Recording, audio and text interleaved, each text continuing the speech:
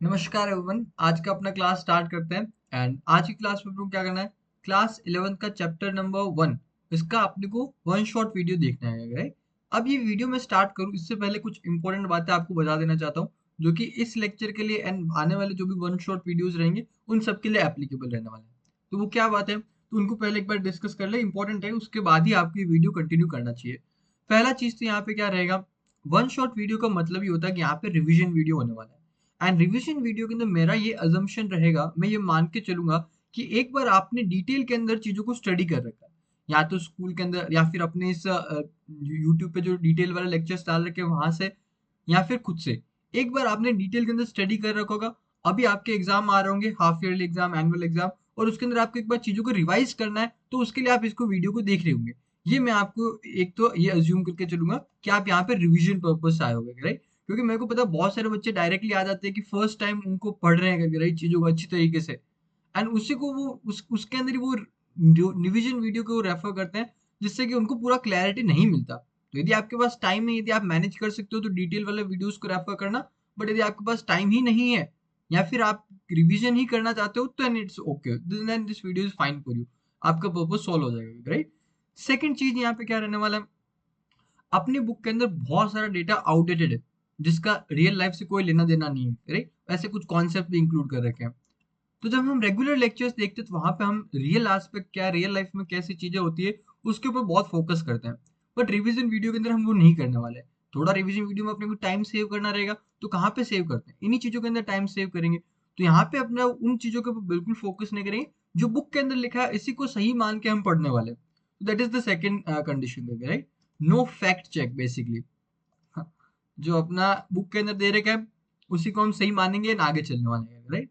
And third चीज इसके अंदर कुछ बताना रहेगा, हाँ, कि जो अपना डिटेल लेक्चर था वो फर्स्ट चैप्टर के लिए करीब 4 साढ़े 4 घंटे का था करके। एंड अपना ये वाला वीडियो होने वाला है करीब 1 घंटे के आसपास का टाइम रहने वाला है, राइट। तो ऑब्वियसली बात है, इतना कम हम टाइम के अंदर पूरा चैप्टर पढ़ने की कोशिश कर रहे हैं, थोड़ा सा स्पीड फास्ट रहने वाला है। रिवीजन वीडियो का पर्पस यही रहता है, थोड़ा फास्ट करके थोड़ा कम टाइम के अंदर अपना चैप्टर कंप्लीट करना, राइट। तो this is the last thing, fast speed. But still इतना बताऊंगा कि आपको अच्छे से एक बार सारे कॉन्सेप्ट्स रिवाइज हो जाए, सारे पॉइंट्स को एक बार देखने वाले करें, चीज कुछ भी छोड़ने वाले नहीं है। रिवीजन के अंदर भी सारी चीज हम कवर करने वाले हैं, जिधर जिधर से क्वेश्चन बन सकता है सब चीजों को हम कवर करने वाले हैं। ठीक है, तो इसको बता के अपना क्लास अभी स्टार्ट करते हैं। ठीक है, तो अपना स्टार्ट करते हैं बिना कुछ टाइम वेस्ट किए। तो चैप्टर नंबर 1 है अपना मार्केट्स एंड फाइनेंशियल इंस्ट्रूमेंट। इसके अंदर बेसिक चीजों को कुछ कवर किया जाता है, मेन अपना यहाँ पे फोकस रहता है डिफरेंट डिफरेंट टाइप के इन्वेस्टमेंट्स कौन से हैं, उनके ऊपर फोकस रहता है। That's the main focus of this chapter. तो उसके साथ में अभी स्टार्ट करते हैं इसको। फर्स्ट थिंग क्या है कि इन्वेस्टमेंट क्या होता है, राइट। इन्वेस्टमेंट सिंपल, आप अपना इनकम अर्न करते हो, उसमें से जो भी आपके एक्सपेंसेस है वो हटा दो, जो बचता है वो आपका क्या रहता है, सेविंग रहता है। अब सेविंग का एक ऑप्शन तो होता है कि आप अपने पास ऐसे ही पड़ा रखो उसके अपने पास में, तो उससे आपको कोई बेनिफिट नहीं मिलेगा। दूसरा ऑप्शन होता है उन सेविंग को आप कहीं ना कहीं इन्वेस्ट करो, ताकि उसके बाद आप रिटर्न अर्न कर सकते हो। उसी चीज को हम क्या बोलते हैं, इन्वेस्टमेंट बोलते हैं। अपने सेविंग को कहीं पे इन्वेस्ट करना और उसके ऊपर रिटर्न जनरेट करना, that's called investment, right. So instead of keeping saving idle, you may like to use your saving in order to get return on it in the future. This is called investment. ये investment का क्या हो गया, meaning हो गया। 1 mark 2 mark के अंदर easily आ सकता है। Then why should you invest, आपको क्यों इन्वेस्ट करना चाहिए, इसके तीन मेन रीजन बताए गए, राइट। पहला, ताकि जो आपके आइडल रिसोर्सेज है, आइडल रिसोर्सेज का मतलब क्या है, जो रिसोर्सेज का कुछ यूज नहीं आ रहा, जैसे आपके पास काफी सारा फ्री कैश पड़ा है करके, या फिर आपके एक दो घर खाली पड़े करके, right? तो उनको आप क्या करो, उन पर रिटर्न जनरेट करने की कोशिश करो। आपके पास पैसा पड़ा, उनको इन्वेस्ट करो कहीं पे, saving account, FD, share market में। आपका खाली घर पड़ा तो उसको कहीं पे रेंट पे दे दो, एंड उस पर रिटर्न जनरेट करने की हम कोशिश करते हैं। तो earn return on idle resources, generate specified sum of money for a specific goal in life. आपका गोल में हो सकता है कुछ गोल हो, लाइफ में आपका कुछ गोल हो, तो उसके लिए आपको पैसा इकट्ठा करना है, तो उसके लिए आप इन्वेस्टमेंट कर सकते हो। एंड तीसरा, to make provision for uncertainties in future. Uncertainties in future का मतलब क्या है, फ्यूचर अनसर्टेन है, फ्यूचर में क्या होगा किसी को नहीं पता। फ्यूचर में हो सकता है आपका एक्सीडेंट हो जाए, आपकी डेथ हो जाए वगैरह, कुछ भी हो सकता है, ग्रेट। तो ऐसे सिचुएशन में आपको या फिर आपकी फैमिली को बहुत सारे पैसों की नीड रहेगी, तो उसके लिए आप स्टार्टिंग से थोड़ा थोड़ा इन्वेस्ट करते हो, ताकि आगे चल के यदि ऐसा कोई प्रॉब्लम आए तो आपको पैसों की प्रॉब्लम नहीं रहेगा, ग्रेट, आप पैसा आराम से मैनेज कर सको। तो ये कुछ 3 इंपॉर्टेंट रीजन हो गए। उसके अलावा एक और रीजन अपने यहाँ पे इस पैराग्राफ में दे रखा है, which is cost of inflation. Inflation का मतलब क्या होता है, जो अपना कॉस्ट ऑफ लिविंग होता है, मतलब अपना डे टू डे लाइफ का जो खर्चा है वो हर साल क्या होता है, बढ़ते जाता है। ठीक है। और यदि आप अपने पैसे को इन्वेस्ट नहीं करते हो तो आप इन्फ्लेशन की वजह से आपका पैसा की वैल्यू क्या होती है, लूज होने लग जाती है।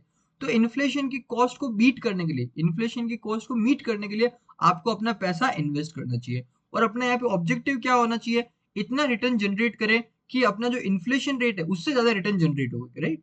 तो अपना यह इन्फ्लेशन एक और रीजन हो गया जिसकी वजह से अपने को इन्वेस्ट करना चाहिए। यहाँ पे एक अपने को कॉन्सेप्ट देखने को मिलता है, कौन सा, रियल रेट ऑफ रिटर्न का कॉन्सेप्ट। क्या, रियल रेट ऑफ रिटर्न का concept. Real rate of return का मतलब क्या है, जो आप रिटर्न जनरेट करो अपने इन्वेस्टमेंट में से, राइट, उसमें से माइनस कर दो आप इन्फ्लेशन रेट, तो आपको मिलता है रियल रेट ऑफ रिटर्न। जैसे कि मान लो आपने एफडी में इन्वेस्ट किया, वहां पे आपको 8% क्या मिल रहा है, रिटर्न मिल रहा है। और आपका इन्फ्लेशन, अपना रेट, इन्फ्लेशन रेट जो है अपने इंडिया के अंदर लेट से 4% है। तो इस केस में आपका रियल रेट ऑफ रिटर्न कितना रहेगा, 4%। जो 8% रिटर्न मिल रहा है उसमें से इन्फ्लेशन रेट 4% वो हटाया, तो अपने को 4% ये अपने को रियल रेट ऑफ रिटर्न मिल जाएगा, राइट। तो real rate of return is the return after the inflation. ठीक है। फिर एंड में देखो एक और चीज लिखता है कि the after tax return on your investment is less than inflation rate, then your asset have actually decrease in value. क्या बोलता है कि जो अपना रिटर्न रहेगा उसमें से टैक्स हटाओ, क्योंकि रिटर्न बेसिकली क्या, आपका इनकम है। बैंक के अंदर आपने पैसा एफडी कराया, राइट, उसके ऊपर 8% आपको रिटर्न मिल रहा है। जो भी आपको वो 8% इंटरेस्ट इनकम अर्न हो रहा है, इसके ऊपर गवर्नमेंट क्या करती है, अपने से इनकम टैक्स कलेक्ट करती है। तो वो टैक्स हटाओ, फिर उसमें से जो इन्फ्लेशन हटाओ, उसके बाद में जो अपना रियल रिटर्न बचेगा वो अपना क्या होना चाहिए, इन्फ्लेशन से ज्यादा होना चाहिए, राइट। बस यही चीज बोल रहा है करके, राइट। यदि ऐसा नहीं होता तो आपको वो जो पैसों की वैल्यू धीरे धीरे कम होती जाती है। डन। नेक्स्ट क्या है, व्हेन टू स्टार्ट इन्वेस्टिंग। आपको कभी इन्वेस्टिंग करना स्टार्ट कर देना चाहिए, तो जितना जल्दी हो उतना अच्छा रहेगा, राइट। बाय इन्वेस्टिंग अर्ली, जितना जल्दी हो उतना अच्छा रहेगा। The sooner you start the better it is. क्यों, क्योंकि जितना जल्दी आप इन्वेस्ट करोगे उतना ही सालों तक आपके पैसा ग्रो होता जाएगा, उतने ही ज्यादा आपको क्या मिलेगा, कंपाउंडिंग का बेनिफिट मिलता है, राइट। कंपाउंडिंग का मतलब क्या होता है कि आपका पैसा हर साल बहुत तेजी से ग्रो होता जाएगा। फर्स्ट ईयर आपका पैसा लेट से 100 रुपीज है, करेक्ट, इसके ऊपर आपको 10% रिटर्न मिलता है, तो आपका एक साल के बाद में कितना पैसा हो जाएगा, 110 रुपए। अब नेक्स्ट ईयर क्या होगा, 110 रुपए आपका स्टार्टिंग में था, नेक्स्ट ईयर के स्टार्टिंग में इसके ऊपर आपको 10% रिटर्न मिलेगा, तो अब आपका टोटल पैसा कितना हो जाएगा, 121 रुपए। ठीक है। ये कंपाउंडिंग का वजह से हुआ। फर्स्ट ईयर में देखो मेरे को टोटल पैसा, इन्वेस्टमेंट मेरा कितने से बढ़ा, 100 to 110 हुआ, 10 रुपीज बढ़ा। सेकेंड ईयर के अंदर मेरा पैसा 110 से 121 हुआ, कितना से पैसा बढ़ा मेरा, 11 रुपए से बढ़ा। जबकि रेट ऑफ रिटर्न हमने 10% लिया, यहाँ पे भी 10% लिया, तो यहाँ पे मेरे को 1% एक्स्ट्रा मिला। ये क्यों मिला, बिकॉज ऑफ कंपाउंडिंग। कंपाउंडिंग का मतलब होता है कि जो आपका इंटरेस्ट है वो भी क्या होता है, आपको प्रिंसिपल अमाउंट में ऐड हो जाता है।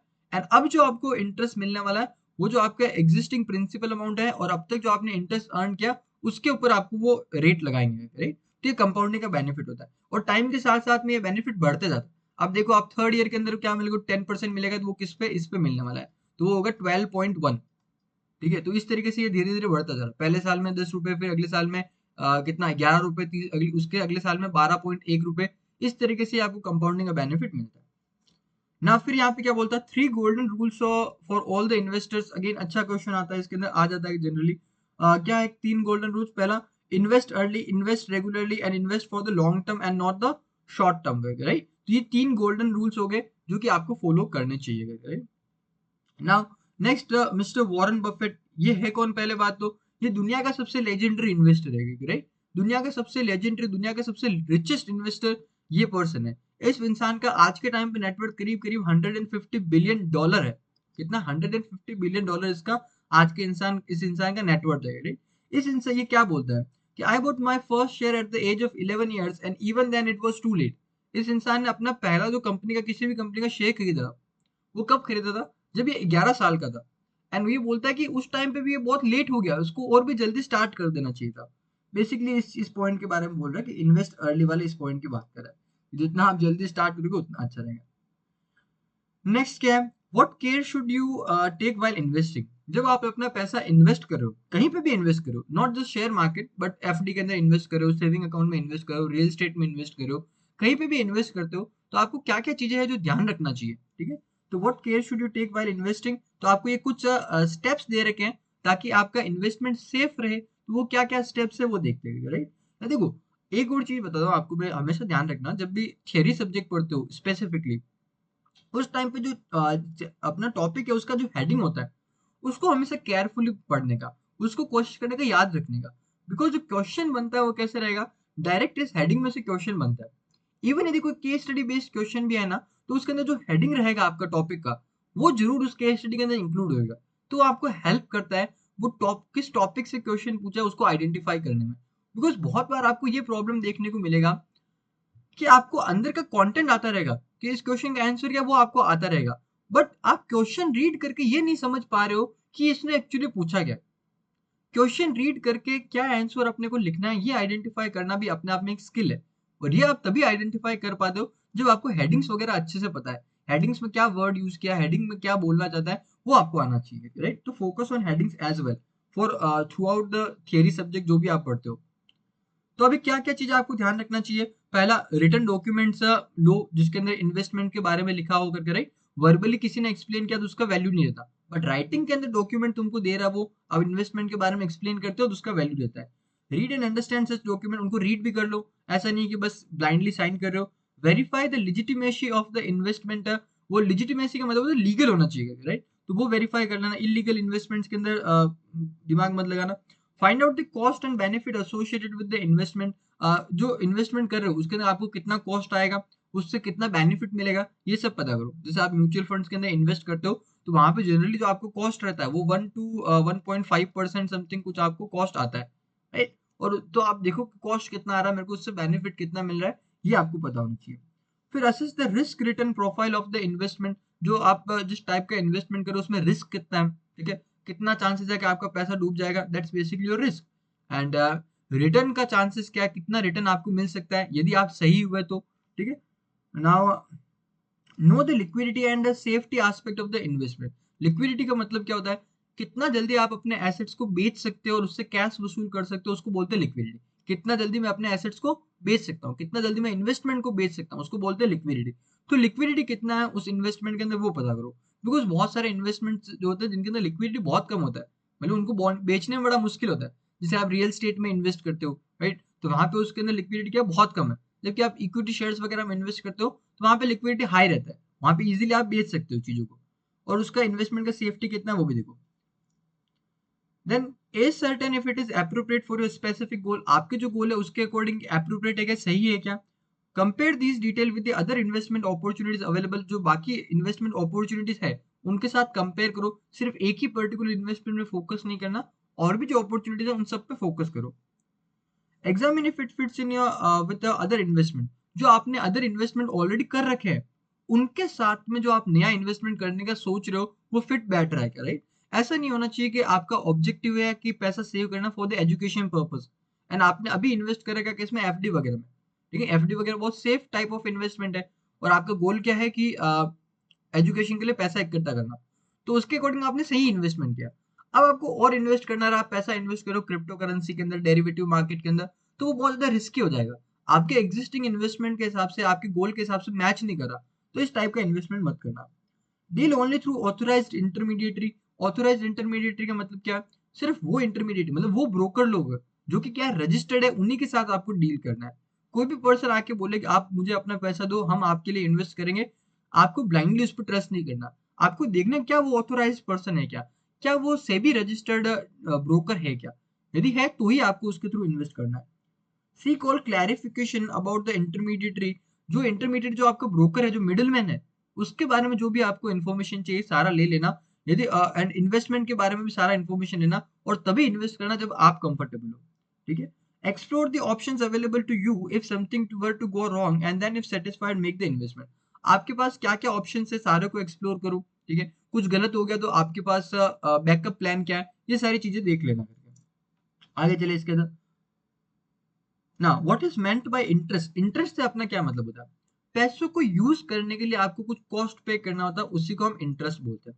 इंटरेस्ट का क्या मतलब है, मनी को यूज करने के लिए आपको कुछ कॉस्ट पे करना पड़ता है, उसी को इंटरेस्ट बोलते हैं, right. When we borrow money we are expected to pay for using it, जब आप पैसा उधार लेते हो, बोरो करते हो और उसको यूज करते हो तो उसके लिए हमको पे करना पड़ता है, उसी को हम क्या बोलते हैं, इंटरेस्ट बोलते हैं। कुछ एग्जांपल्स आपको देखने हो तो जैसे कि आपने बैंक से लोन लिया तो उसके बदले में आपको इंटरेस्ट पे करना पड़ेगा, या फिर आपने बैंक के अंदर अपना पैसा डिपॉजिट कराया तो बैंक वाले आपके पैसे को यूज कर रहे हैं, तो वो आपको क्या करेगा, सेविंग अकाउंट पे, एफडी के ऊपर इंटरेस्ट देगा। आपने अपना पैसा इन्वेस्ट किया कहाँ पे, इन चीजों के अंदर, अरे वो कहाँ लिखा है? ये देखो, एनएससी नेशनल सेविंग सर्टिफिकेट के अंदर इन्वेस्ट किया है, गवर्नमेंट की स्कीम है। आप पीपीएफ पब्लिक प्रोविडेंट फंड, यहाँ पे आप अपना पैसा इन्वेस्ट करो तो आप अपना पैसा उन लोगों को दे रहे हो, वो आप लोगों के पैसे को यूज करेगा और उसके बदले में आपको इंटरेस्ट देता है। तो ये इंटरेस्ट का पूरा स्टोरी रहेगा। इंटरेस्ट यहाँ पे आपको दो टाइप का देखने को मिल सकता है, एक तो फिक्स्ड इंटरेस्ट और दूसरा कौन सा रहता है अपना, वेरिएबल इंटरेस्ट। फिक्स्ड इंटरेस्ट का क्या मतलब होता है कि हर साल जो इंटरेस्ट का रेट रहेगा वो चेंज नहीं होगा। मान लो आप 5 ईयर के लिए लोन लेते हो और वहां पे इंटरेस्ट रेट कितना है, 10%, और ये कौन सा, फिक्स्ड इंटरेस्ट रेट। तो हर साल आपको 10% की रेट से इंटरेस्ट पे करना पड़ेगा। बट आपका जो इंटरेस्ट रेट है वो क्या है, वेरिएबल इंटरेस्ट रेट है, जिसको एक और वर्ड यूज करते हैं फ्लोटिंग इंटरेस्ट रेट है। तो उस केस में क्या होगा, इंटरेस्ट का जो रेट रहेगा हर थोड़े थोड़े टाइम में चेंज होता रहेगा, एंड जो नया रेट रहेगा उसके हिसाब से आपको इंटरेस्ट पे करना रहेगा। तो हो सकता है कि जिस ईयर में आपने लोन लिया उस ईयर 10% इंटरेस्ट हो, अगले साल हो सकता है 11% इंटरेस्ट हो जाए, उसके अगले साल हो सकता है 9% इंटरेस्ट हो जाए। तो इस तरीके से रहता है, राइट। तो दो तरीके की इंटरेस्ट रेट होती है। कौन सा इंटरेस्ट रहेगा वो बैंक और आप मिलकर डिसाइड करते हो। डन ना? ओके। नेक्स्ट इसके अंदर क्या रहेगा, ये कुछ एग्जांपल्स दे दिए इन्होंने किस किस चीजों के ऊपर आपको इंटरेस्ट मिलता है। Now this is important. Interest जो रेट रहेगा वो डिसाइड कैसे होता है, क्या क्या फैक्टर्स होते हैं जिनको कंसीडर करके इंटरेस्ट रेट डिसाइड किया जाता है। तो ये कुछ अपने को फैक्टर्स दे रखे हैं जिनको हमने बोला मैक्रो इकोनॉमिक फैक्टर, मतलब ब्रॉड लेवल पे क्या क्या फैक्टर्स है जिनसे कि इंटरेस्ट रेट डिसाइड होगा। तो चार फैक्टर्स है, कौन कौन सा? पहला, डिमांड फॉर द मनी, पैसों की कितनी डिमांड है। दूसरा यहाँ पे supply for the money, demand for the money, and उसका उल्टा सप्लाई फॉर द मनी, पैसा कितना अवेलेबल है, राइट। तीसरा, level of government borrowing, government ने कितना पैसा बोरो कर रखा है उसके अकॉर्डिंग भी इंटरेस्ट रेट इन्फ्लुएंस होता है। फिर चौथा कौन सा, इन्फ्लेशन रेट, इन्फ्लेशन रेट का मतलब क्या है, तो महंगाई कितनी है। तो इन चार फैक्टर्स से अपना डिसाइड होता है कि इंटरेस्ट रेट कितना होगा। इंटरेस्ट रेट अपना सेट कौन करता है, आरबीआई इंटरेस्ट रेट सेट करता है। आरबीआई बताएगा कि क्या इंटरेस्ट रेट होना चाहिए, ठीक है। The policy set by the RBI and the government determine some of the variable mentioned above. RBI and government की पॉलिसी से ये फैक्टर्स वगैरह इन्फ्लुएंस होते हैं। अंडरस्टूड, ठीक है। ये चार पॉइंट है, अच्छे पॉइंट है, याद रखना है, राइट। नेक्स्ट क्या है कि what are the various options available for investment. Investment के लिए अपने पास क्या क्या ऑप्शंस अवेलेबल है ये अपने को पता होना चाहिए, राइट। तो यहाँ पे जो अपने इन्वेस्टमेंट के लिए जो एसेट्स है अपने पास, एसेट के मतलब कहाँ कहाँ पे आप इन्वेस्ट कर सकते हो, इसको दो कैटेगरी में बांटा है। पहला कौन सा कैटेगरी है, फिजिकल एसेट, जिनको आप परचेज करते हो और उसका फिजिकल एग्जिस्टेंस रहेगा आपके पास में, जिसके अंदर क्या क्या आ जाएगा आपका, रियल स्टेट मतलब प्रॉपर्टी वगैरह के अंदर इन्वेस्ट करो। दूसरा, गोल्ड ज्वेलरी कमोडिटीज सिल्वर वगैरह, ये सब के अंदर आपका, ये सब क्या है, फिजिकल एसेट्स है, ठीक है, जिनका फिजिकल एग्जिस्टेंस रहता है। कमोडिटीज में क्या आता है, कमोडिटीज आर बेसिकली वो चीजें होती है जिनको डे टू डे लाइफ के अंदर यूज करते हैं। इसके अंदर मेनली क्या आता है, गोल्ड सिल्वर क्रूड ऑयल, ये सारी चीजें इसके अंदर आपको देखने को मिलती है, ठीक है ना। कमोडिटीज में वैसे वो भी आते हैं, कमोडिटीज में दो टाइप की होती है। एक होता है अपना फाइनेंशियल कमोडिटी, जिसके अंदर जैसे मैंने बताया गोल्ड सिल्वर क्रूड ऑयल वगैरह ये सब आएगा।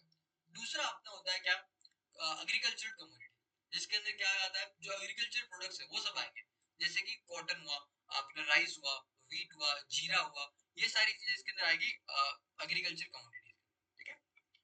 तो ये सब किसके अंदर आएंगे, ये फिजिकल एसेट्स की बात होगी। बट अपने सिलेबस के अंदर फिजिकल एसेट्स को बहुत डिस्कस नहीं किया, मेन अपने को डिस्कस करना है फाइनेंशियल एसेट्स क्या है। फाइनेंशियल एसेट्स क्या रहेगा, जहां पे आप इन्वेस्ट करते हो एंड इसका अपना कोई फिजिकल एग्जिस्टेंस नहीं होता, राइट। ऐसे फिजिकल फॉर्म के अंदर आपके पास अवेलेबल नहीं होता, ठीक है। तो अब फाइनेंशियल एसेट्स में क्या क्या आ जाएगा, डिटेल में अपने को देखने हैं वैसे, बट यहाँ पे अपने बैंक के अंदर एफडी करा रहे हो, सेविंग अकाउंट करा रहे हो, पब्लिक प्रोविडेंट फंड हो गया, शेयर्स में इन्वेस्ट करना, बॉन्ड्स में इन्वेस्ट करना, ये सब क्या आ जाएंगे, फाइनेंशियल एसेट्स के अंदर आ जाएगा। अब इन चीजों को एक बार डिटेल के अंदर देखते हैं ना। यहाँ पे देखो, जो ये चार्ट देख लेना, आपको क्लैरिटी मिलता है इससे। जो अपना इन्वेस्टमेंट ऑप्शन है, कौन से इन्वेस्टमेंट ऑप्शन की बात करें, जो फाइनेंशियल इन्वेस्टमेंट ऑप्शन है उसको डिस्कस कर रहे हैं। तो इसको दो पार्ट्स के अंदर डिवाइड किया, किसको, फाइनेंशियल इन्वेस्टमेंट ऑप्शन को। फिजिकल एसेट्स की बात हो गया, बस उतना ही था उसके अंदर। अब फाइनेंशियल इन्वेस्टमेंट ऑप्शन है उसको दो कैटेगरी में डिवाइड किया। पहला, शॉर्ट टर्म इन्वेस्टमेंट, और दूसरा long term investment. Short term investment का मतलब क्या है, जहां पे आप इन्वेस्ट करो for short time period, short time period मतलब less than 1 year, less than 1 year. And यहाँ पे लॉन्ग टर्म इन्वेस्टमेंट का मतलब क्या है, जहां पे आप लंबे टाइम के लिए इन्वेस्ट कर रहे हो, लंबे टाइम का मतलब क्या है, मोर देन 1 ईयर, ठीक है। तो इसके अंदर क्या क्या चीजें आ जाएगा, शॉर्ट टर्म में saving account with bank and money market funds क्या होते हैं अभी समझेंगे, बैंक एफडी ये सब इसमें आ जाएंगे शॉर्ट टर्म में। और ये लॉन्ग टर्म में post office saving scheme government की स्कीम है, अपना पब्लिक प्रोविडेंट फंड ये भी क्या गवर्नमेंट रिकॉग्नाइज्ड स्कीम है। कंपनी के साथ भी आप अपना फिक्स डिपॉजिट करा सकते हो, बैंक के साथ तो एफडी करा ही सकते हो, साथ में आप कंपनी के साथ भी एफडी करा सकते हो, नॉर्मल जो कंपनीज है उनके साथ भी एफडी कराया जा सकता है। बॉन्ड्स एंड डिबेंचर्स यहाँ पे इन्वेस्ट कर सकते हो, म्यूचुअल फंड्स के अंदर भी आप इन्वेस्ट कर सकते हो। फिर लाइफ इंश्योरेंस पॉलिसीज, कुछ टाइप ऑफ इंश्योरेंस पॉलिसीज होती है जिनके अंदर आप इन्वेस्ट किया जा सकता है, and then of course equity shares में आप इन्वेस्ट कर ही सकते हो। देन वन बाय वन इन सबको डिस्कस करते हैं। पहला, what are various short term financial options available for investment. Short term financial options अपने पास क्या क्या है इन्वेस्ट करने के लिए, basically short term financial assets क्या क्या है जिनके अंदर आप इन्वेस्ट कर सकते हो। तीन है, तीनों को डिस्कस करते हैं। पहला तो सेविंग बैंक अकाउंट, सेविंग अपना किसी भी बैंक के अंदर जाके अपना सेविंग बैंक अकाउंट खोल सकते हो, अपना पैसा डिपॉजिट करो, वहां पे आपको इंटरेस्ट मिलेगा कितना, 4 to 6% आपको इंटरेस्ट मिल जाता है, राइट। ठीक है, यहाँ पे ये बोला कि ये मार्जिनली बेटर देन एफडी, जो कि ऑब्वियसली गलत चीज बोला है। देखो यार, वैसे तो मैंने बोला मैं फैक्ट चेक नहीं करने वाला हूँ और मैं करूंगा भी नहीं, राइट, बट ये कुछ चीजें तो क्या बहुत ही ज्यादा ब्लेटेंटली गलत लिखा है इनको, राइट, जिनको पढ़ के आप बहुत ज्यादा कंफ्यूज हो जाओगे। तो ये वाला जो चीजें कंफ्यूजन क्रिएट कर सकता है उनको एटलीस्ट मैं बताने की कोशिश करूंगा, तो इस चीज को आप इग्नोर कर सकते हो, right. As a matter of fact यहाँ पे भी देखो ये लिखा हुआ है, money market funds are better than saving account है but lower than fixed deposit, इसको भी इग्नोर करना। एंड यहाँ पे भी लिखा है क्या, नहीं इसके अंदर आई थिंक नहीं लिखा, बट देख लेना। ठीक है, तो सेविंग अकाउंट हो गया। देन मनी मार्केट और लिक्विड फंड, ये क्या होता है इंटरेस्टिंग समझना है।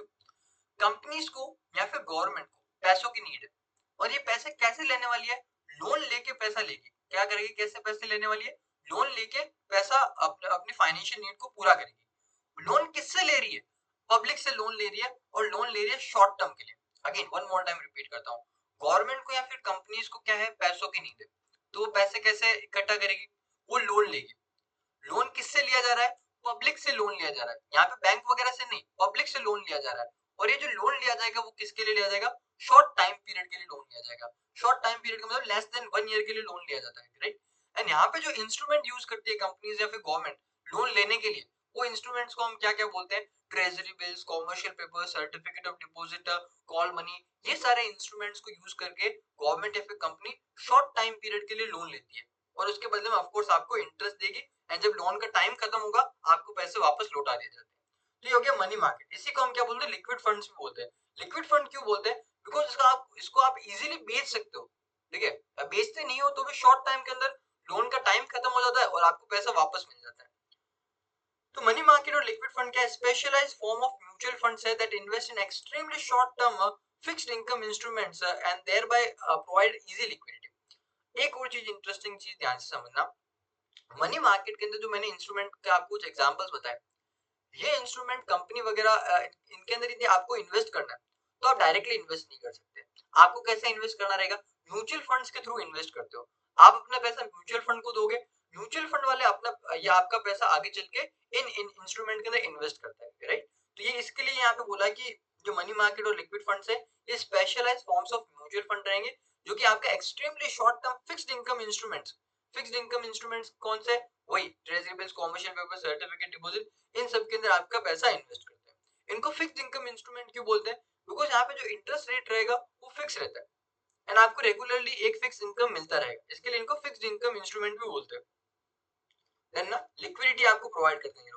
Unlike most mutual funds, money market funds are primarily oriented toward protecting your capital, then aim to maximize your return. देखो मैंने जो आपको चीजें एक्सप्लेन किया थोड़ा ज्यादा एक्सप्लेन किया, यहाँ पे इतना डिटेल दे ही नहीं रखा, बट स्टिल देखो यहाँ पे क्या बोलता है, जो मनी मार्केट वाले म्यूचुअल फंड होते हैं इसके अंदर इनका ऑब्जेक्टिव क्या होता है, हमसे पैसे लेंगे और आगे चल के ये in short term fixed income instrument के अंदर अपना पैसा इन्वेस्ट करते हैं। यहाँ पे ऑब्जेक्टिव क्या होता है इनका, हमारे पैसे को प्रोटेक्ट करके रखना, हमारा पैसा डूबना नहीं चाहिए, ये इनका क्या है ऑब्जेक्टिव है। पहला ऑब्जेक्टिव क्या, हमारा पैसा प्रोटेक्ट करके रखना, हमारा पैसा डूबना नहीं चाहिए, एंड दूसरा इसके ऊपर थोड़ा बहुत रिटर्न जनरेट करके आप लोगों को देना, ये इनके ऑब्जेक्टिव होता है। बाकी जो अदर टाइप के म्यूचुअल फंड्स है जो आगे चल के हम डिस्कस करने वाले हैं, उसके अंदर इनका ऑब्जेक्टिव होता है ज्यादा से ज्यादा आपको पैसे कमा के देना, ठीक है, उसके लिए वो थोड़ा बहुत रिस्क भी लेने के लिए तैयार है, बट उनका एम होता है क्या, पैसे कमा के आपको देना। बट यहाँ पे क्या है, आपके पैसे को प्रोटेक्ट करके रखना, रिस्क नहीं लेते, और थोड़ा बहुत इंटरेस्ट आपको अर्न करके देते हैं, ठीक है ना। चलो आगे चलते हैं। Fix deposit with banks, bank के साथ एफडी करा सकते हो। अगेन जनरली एफडी वगैरह लॉन्ग टाइम के लिए होता है, यदि आप बैंक के अंदर एफडी कराते हो तो, बट अपनी बुक के अंदर उसको शॉर्ट टाइम के लिए शॉर्ट टाइम के अंदर क्लासिफाई कर रखा है, तो हमको उसी को फॉलो करना है, ठीक है ना। तो ये क्या हो गया अपना टर्म डिपॉजिट भी बोलते हैं, एक ध्यान रखना, एफडी विद बैंक इसको हम टर्म डिपॉजिट भी बोलते हैं। And minimum investment period for FD के यहाँ पे कितना रहेगा 30 डेज। मिनिमम कितना टाइम पीरियड रहेगा जिसके लिए आपको एफडी बनाना ही रहेगा, तो which is 30 days. Fix deposit with banks for the investors with low risk appetite, जिनका रिस्क एपिटाइट कम है, जिनको कम रिस्क चाहिए, वो बैंक के साथ एफडी बना सकते हैं, क्योंकि ये बहुत ज्यादा सेफ है। एंड यहाँ पे जो आपका टाइम पीरियड रहेगा जनरली क्या 6 to 12 मंथ्स का टाइम पीरियड आपको देखने को मिलता है, ठीक है ना। चलो, और इसके अंदर कुछ नहीं है। नेक्स्ट अभी अपना डिस्कस करते हैं क्या long term financial investment options अपने पास क्या क्या है। यदि आपको लॉन्ग टर्म तक का पैसा इन्वेस्ट करना है तो उसके लिए आपके पास कौन कौन से फाइनेंशियल एसेट्स अवेलेबल है, इनको थोड़ा डिस्कस करते हैं, राइट। पहला अपना कौन सा है पोस्ट ऑफिस सेविंग्स। जो इतने भी अपने पोस्ट ऑफिस, जो गवर्नमेंट के जो पोस्ट ऑफिस बने हैं स्पेशली रूरल एरियाज के अंदर, वहां पे आप लोग क्या कर सकते हो अपना पैसा इन्वेस्ट कर सकते हो, राइट। ये गवर्नमेंट की ऑफिशियल स्कीम है जिसके थ्रू आप अपना पैसा इन्वेस्ट कर सकते हो। ज्यादातर जो गाँव के अंदर लोग रहते हैं, जो छोटे छोटे शहरों में लोग रहते हैं, वो इन स्कीम्स को आज भी बहुत ज्यादा यूज करते हैं और वहां पे अपना पैसा इन्वेस्ट करते हैं। अब इसके क्या स्कीम के क्या फीचर्स है वो जरा देखते हैं यहाँ पे, राइट।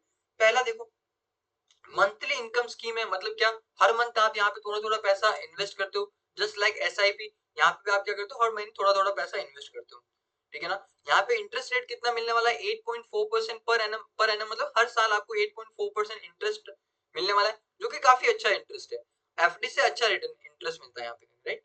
यहाँ पे आपको हर महीना पैसा पे करना पड़ेगा, और हर महीना मिनिमम कितना पैसा इन्वेस्ट करना पड़ेगा 1000 रुपीज। यदि आप बोल रहे हो हर महीना मेरे को 100 रुपए इन्वेस्ट करना अलाउड है क्या, नो, क्योंकि मिनिमम आपको 1000 रुपए इन्वेस्ट करना रहेगा। एंड दूसरा additional investment in multiples of 1500।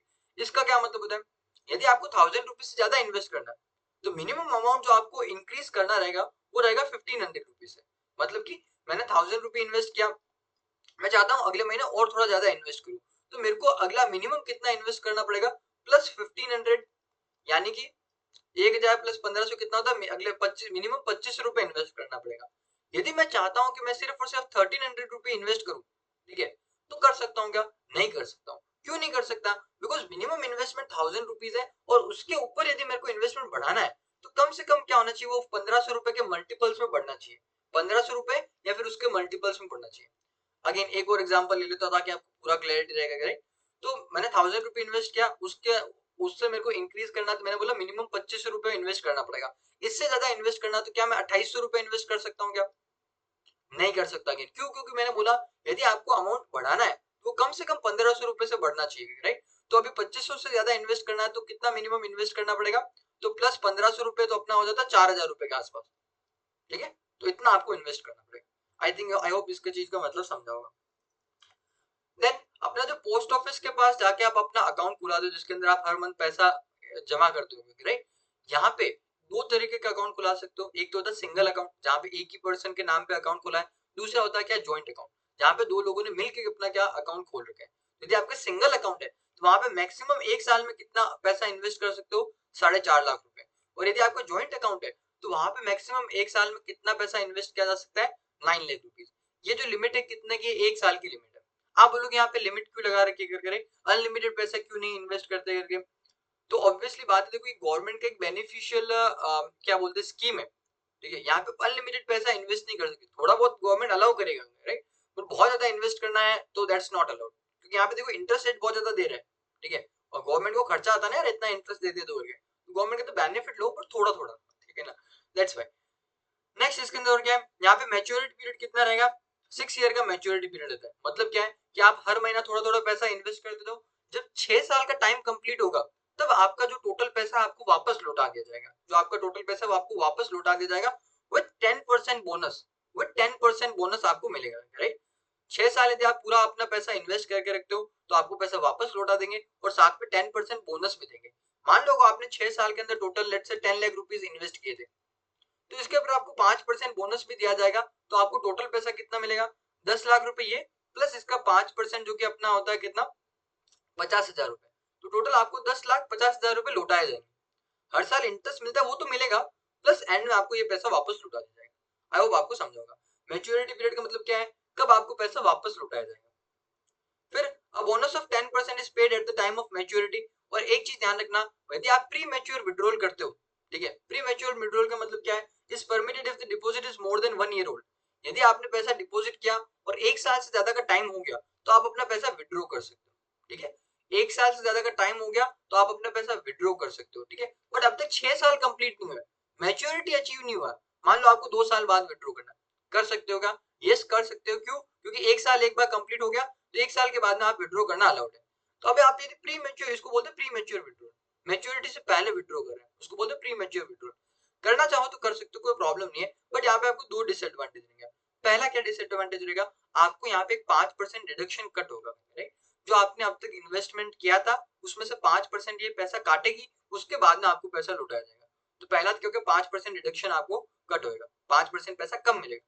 दूसरा, जो आपको यहाँ पे 10% बोनस मिलने की बात हुई थी वो भी अभी नहीं मिलेगा।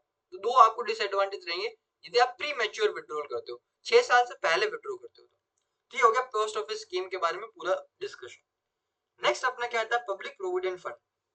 पब्लिक प्रोविडेंट फंड क्या होता है, जरा देखना समझना इसको। जो लोग क्या होते हैं, सेल्फ एम्प्लॉयड होते हैं, ठीक है, जो कि मतलब खुद से कोई बिजनेस करते हैं, या फिर आप स्टूडेंट वगैरह हो, आप लोग भी हाउस वाइफ वगैरह कोई होते हैं, ये लोग चाहे तो क्या कर सकते हैं, अपना पैसा पब्लिक प्रोविडेंट फंड के अंदर इन्वेस्ट कर सकते हैं।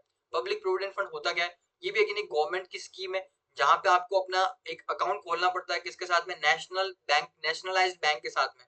क्या? नेशनलाइज्ड बैंक, सिंपल लैंग्वेज में गवर्नमेंट बैंक के साथ में आपको अपना एक अकाउंट खोलना पड़ेगा, जिसका अकाउंट का नाम होगा पब्लिक प्रोविडेंट फंड अकाउंट, ठीक है। उस अकाउंट के अंदर आप अपना पैसा डिपॉजिट करते जाओ, और उसके ऊपर अगेन आपको क्या मिलेगा, गवर्नमेंट आपको इंटरेस्ट देगी। और इस स्कीम के अंदर भी क्या एक टाइम पीरियड रहता है, वो टाइम पीरियड कितना रहता है, 15 ईयर्स का टाइम पीरियड रहता है, ठीक है। मतलब आप हर साल इन्वेस्ट करो, 15 ईयर का टाइम पीरियड रहेगा, जब 15 ईयर्स कंप्लीट होंगे तो आपको पैसा वापस लौटा दिया जाएगा। तो ये होता है क्या, पब्लिक प्रोविडेंट फंड में। यहाँ पे जो आपको क्या बोलते हैं इंटरेस्ट मिलेगा, वो कितना मिलेगा, 8.7% पर एनम। हर साल 8.7% इंटरेस्ट मिलता है। एंड एक कंपाउंड होता है एनुअली। मतलब क्या हुआ, आपको जो आपने इनिशियली पैसा डिपॉजिट किया, फिर आपको उसके ऊपर इंटरेस्ट मिलेगा। जो इंटरेस्ट अमाउंट रहेगा वो आपको दिया नहीं जाता, वो आपका इंटरेस्ट अमाउंट भी क्या होता है, उस अकाउंट में इन्वेस्ट कर दिया जाता है, ठीक है। फिर नेक्स्ट ईयर जब आपको इंटरेस्ट मिलेगा, उस ईयर में क्या होगा, तो अब तक जो आपने पैसा इन्वेस्ट किया प्लस जो अब तक आपको इंटरेस्ट मिला, वो दोनों को मिला के जो अमाउंट रहेगा उसके ऊपर आपको अगले साल इंटरेस्ट दिया जाएगा। आई होप आपको समझा होगा, इसी को हम कंपाउंडिंग बोलते हैं। डन ना? चलो आगे चले। इसके अंदर आप कभी भी इसके अंदर अपना पैसा अकाउंट खुलवा सकते हो, उसमें पैसा डिपॉजिट करा सकते हो। यहाँ पे आपको टैक्स बेनिफिट्स भी मिलते हैं। इनकम टैक्स के अंदर आपको क्या यहाँ पे बेनिफिट्स मिलते हैं, किस चीज का बेनिफिट मिलता है, एक तो जो आप अमाउंट इन्वेस्ट कर रहे हो उतने अमाउंट से आपको क्या होता है, इनकम टैक्स कम हो जाता है, आपको कम इनकम टैक्स कम पे करना पड़ता है। तो ये हो गया, एक तो आपको ये अमाउंट मिलता है, ठीक है। तो क्या बोलते हैं, tax benefits can be availed for the amount invested. जो आपने अमाउंट इन्वेस्ट किया उसके लिए आपको टैक्स बेनिफिट आपको मिलेगा इनकम टैक्स एक्ट के अंदर। एंड दूसरा, जो इंटरेस्ट आपको यहाँ पे मिलने वाला है उसके ऊपर किसी भी तरह के टैक्स आपसे चार्ज नहीं किया जाएगा। जनरली क्या होता है, किसी भी टाइप का आपको इनकम हो, चाहे इंटरेस्ट इनकम हो, चाहे बिजनेस से इनकम हो, चाहे जॉब से इनकम हो, उन इनकम पे गवर्नमेंट क्या करती है, आपसे इनकम टैक्स कलेक्ट करती है। यूजिंग इनकम टैक्स एक्ट को यूज करके आपसे इनकम टैक्स वसूल किया जाता है। बट यहाँ पे जो आपको जो इंटरेस्ट इनकम मिल रहा है उसके ऊपर टैक्स नहीं चार्ज किया जाएगा, उसके ऊपर टैक्स नहीं लेंगे, ठीक है ना। तो आपको दो बेनिफिट मिलते हैं यहाँ पे। पहला तो क्या, जो इनकम टैक्स एक्ट है वहां पे जो आपने पैसा सॉरी पहला बेनिफिट क्या मिलता है, जो आपने पैसा इन्वेस्ट किया उसका आपको बेनिफिट मिलेगा इनकम टैक्स एक्ट में। दूसरा बेनिफिट क्या मिलता है, जो पैसा इन्वेस्ट करके आपको इंटरेस्ट इनकम अर्न हो रहा है इसके ऊपर किसी भी तरह का आपसे टैक्स वसूल नहीं करेंगे। ये दो बेनिफिट मिल गया। फिर withdrawal is permissible every year from the 7th financial year of the date of opening of the account. देखो ये वाला पॉइंट अच्छे से समझना जरा अगर करें, इसको थोड़ा समझने की कोशिश करना है, एग्जांपल से तू समझेगा इसको। क्या बोलता है, अपना जो पब्लिक प्रोविडेंट फंड अकाउंट है इसका टोटल मैच्योरिटी पीरियड कितना था, 15 साल। बट आपको मान लो पहले ही पैसों की नीड होगी, मान लो आपको 10th ईयर के अंदर पैसा विड्रॉ करना है, क्या आप कर सकते हो क्या? तो इसके लिए क्या कंडीशन दे रखा है ये जरा समझना अच्छे से, बिकॉज बुक में थोड़ा कॉम्प्लिकेटेड लिखा हुआ है। तो पहली चीज तो बोलता है जो 6 फाइनेंशियल ईयर है वहां तक तो आप पैसा विड्रॉ कर ही नहीं सकते, उसके बाद आप चाहो तो विड्रॉ कर सकते हो। आप बोलोगे सबसे पहले तो सर फाइनेंशियल ईयर होता क्या, ये बताओगे तेरे। फाइनेंशियल ईयर का मतलब होता है कि फाइनेंशियल ईयर अपने इंडिया में दो ईयर चलते हैं ना, एक तो होता है कैलेंडर ईयर। कैलेंडर ईयर अपना चलता है जनवरी टू दिसंबर, एंड दूसरा होता है अपना क्या, फाइनेंशियल ईयर। फाइनेंशियल ईयर अपना चलता है अप्रैल टू मार्च, ठीक है, अप्रैल मंथ के स्टार्टिंग से लेके मार्च मंथ तक अपना फाइनेंशियल ईयर चलता है। जितने भी बिजनेस वगैरह होते हैं, जितने भी अपनी इवन अपना गवर्नमेंट है, ये सब क्या करते हैं, फाइनेंशियल ईयर को फॉलो करते हैं, राइट।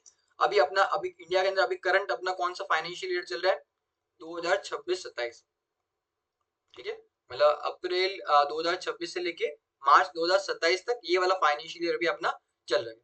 तो क्या चीज बोलने की चाह रहा है ये जरा समझो। आपको अपना पैसा विड्रॉ करना है तो कितना पैसा विड्रॉ कर सकते हो उसके बारे में अपना डिस्कशन है। तो बोलता है कि जो फर्स्ट सिक्स फाइनेंशियल ईयर से उसके अंदर तो आप पैसा विड्रॉ कर ही नहीं सकते। उसके बाद से मतलब सेवंथ फाइनेंशियल ईयर से आप पैसा विड्रॉ कर सकते हो, बट कितना पैसा विड्रॉ कर सकते हो उसके लिए भी एक लिमिट लगा रखा है। उसके लिए थोड़ा कैलकुलेशन करना पड़ेगा। क्या कैलकुलेशन है ये देखो। मान लो कि अपने को क्या करना है, सेवंथ फाइनेंशियल ईयर के अंदर पैसा विड्रॉ करना है, जो 2026-27 है, इस फाइनेंशियल ईयर के अंदर पैसा मेरे को विड्रॉ करना है। तो कितना पैसा विड्रॉ कर पाऊंगा ये जरा समझना। तो जो करंट फाइनेंशियल ईयर जिसके अंदर मेरे को पैसा विड्रॉ करना है, उससे 4 साल पहले जो फाइनेंशियल ईयर था उसके एंड में मेरे अकाउंट में क्या बैलेंस था। वन मोर टाइम, जो मेरा करंट फाइनेंशियल ईयर है जिसके अंदर पैसा विड्रॉ करना है, उसके 4 साल पहले जो फाइनेंशियल ईयर था उसके एंड में मेरे अकाउंट में कितना बैलेंस था, एक तो वो अमाउंट आपको देखना है, राइट। तो अभी अपना 2026-27 चल रहा है, इससे 4 साल पहले कौन सा अपना ईयर था, 25, 24, 23 एंड 22, मतलब कि 2022-23। इसके जो एंड में जो मेरा बैलेंस था, इसके एंड में क्या मतलब क्या है, मतलब कि 31 मार्च 2023, इस डेट पे मेरा अकाउंट में क्या बैलेंस था, लेट्स से कि 5 लाख बैलेंस था, ठीक है। एक तो ये अमाउंट हो गया। इसको मेरे को कंपेयर करना रहेगा किसके साथ में, जो मेरा करंट फाइनेंशियल ईयर है जिसके अंदर मेरे को पैसा विड्रॉ करना है, उसका जो इमीडिएटली प्रीसीडिंग फाइनेंशियल ईयर है, मतलब इस करंट फाइनेंशियल ईयर जिसमें मेरे को पैसा विड्रॉ करना है, इसके जो एकदम पिछला वाला फाइनेंशियल ईयर था उसके एंड में मेरे अकाउंट में कितना बैलेंस था, राइट। तो जो मेरा एकदम पिछला वाला फाइनेंशियल ईयर कौन सा हो जाएगा अपने एग्जाम्पल के हिसाब से, 2025-26, जिसके अंदर डेट एंड के अंदर देखना है तो डेट अपना क्या रहेगा, 31 मार्च 2026। इस टाइम पे आपका बैलेंस कितना था, लेट्स से कि इस टाइम पे मेरा बैलेंस था अकाउंट में 7 लाख रुपए, ठीक है। तो दो अमाउंट मैंने निकाल लिए, एक तो 4 साल पहले एंड में मेरा क्या बैलेंस था और एक जस्ट पिछले साल के एंड में मेरा क्या बैलेंस था। इन दोनों अमाउंट को कंपेयर करना, इन दोनों में से जो लोअर अमाउंट है उसका 50%, जो लोअर अमाउंट है उसका 50%। तो इन दोनों में से लोअर अमाउंट कौन सा है, 5 लाख, तो इसका 50% कितना है, इज इक्वल टू 2,50,000। तो इतना पैसा आप विड्रॉ कर सकते हो। आपको समझ आया क्या, एक बार लास्ट टाइम रिपीट कर देता हूँ। आपको पैसा विड्रॉ करना है तो कितना पैसा विड्रॉ कर सकते हो पब्लिक प्रोविडेंट फंड अकाउंट से।